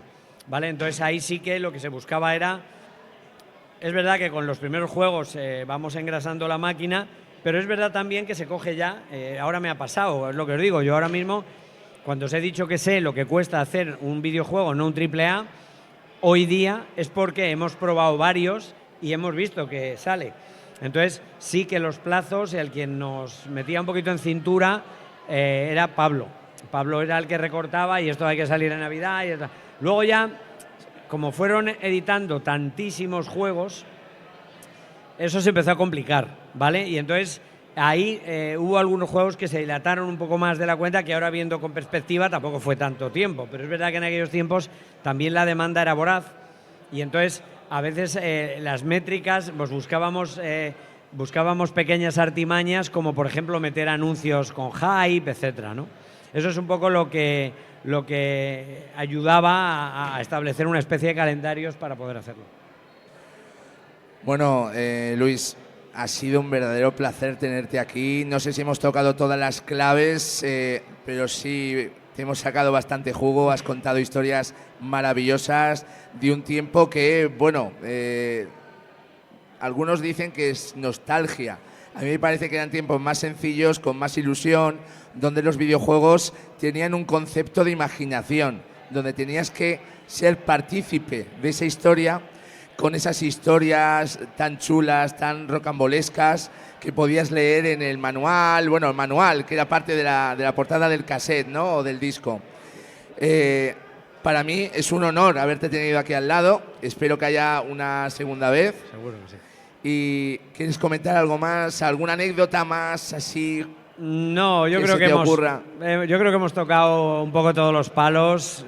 Bueno, ha sido para mí también un placer que me hayáis llamado y sabéis que todo el mundo retro en cualquier iniciativa, cualquier provincia de España, siempre que nos llamáis, a mí personalmente yo estoy ahí siempre. Con el resto de personajes, hermanos, a veces me es más fácil, más difícil, pero bueno, también he estado con Víctor, he estado con Nacho, he estado con Pablo, he estado con los tres, he estado con dos de ellos. O sea, ellos se prodigan menos, también es verdad, son más tímidos que yo.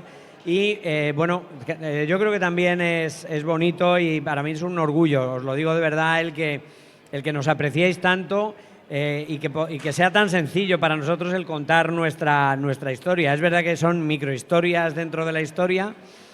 Apelo también a que, y de verdad que lo digo con toda la franqueza, se hable de las otras compañías. O sea, aparte de Dynamic, hubo magníficas historias en Topo, en Figurat, en Made in Spain. Hace poco Paco Pastor también tuvo a bien venir a Retropixel en Málaga, creo que fue, recordar. Con lo cual, bueno, yo quiero también que todos aquellos chicos entonces, señores ahora como yo, que estuvieron y que siguen por ahí pululando la mayoría, bueno, pues que hablemos de todos ellos, no solo de Dynamic. Es verdad, yo soy del Atleti, quizás soy por eso, ¿no? Porque Dynamic fue el Madrid, pero yo soy del Atleti y me gusta que seamos todos los que seamos la comunidad. Entonces, nada, agradeceros a vuestras iniciativas, tanto a las ferias como a los podcasts. Siempre nos llamáis, siempre vamos a estar ahí. Agradecer de verdad a Retroplay también el haber venido aquí, a vuestro canal. De verdad que ha sido un placer y nada, agradeceros a toda la comunidad que sigáis queriéndonos tanto, que nosotros también os queremos mucho. Bueno, cómo no te vamos a admirar cuando has formado parte de alguna manera bastante directa en la infancia de muchos de nosotros y no podemos más que estar agradecidos. Así que sin más dilación, ante todo me disculpo por la voz que tengo, o sea, lo he pasado fatal en la retransmisión de este programa, pero bueno, hemos hecho lo que hemos podido. Arco.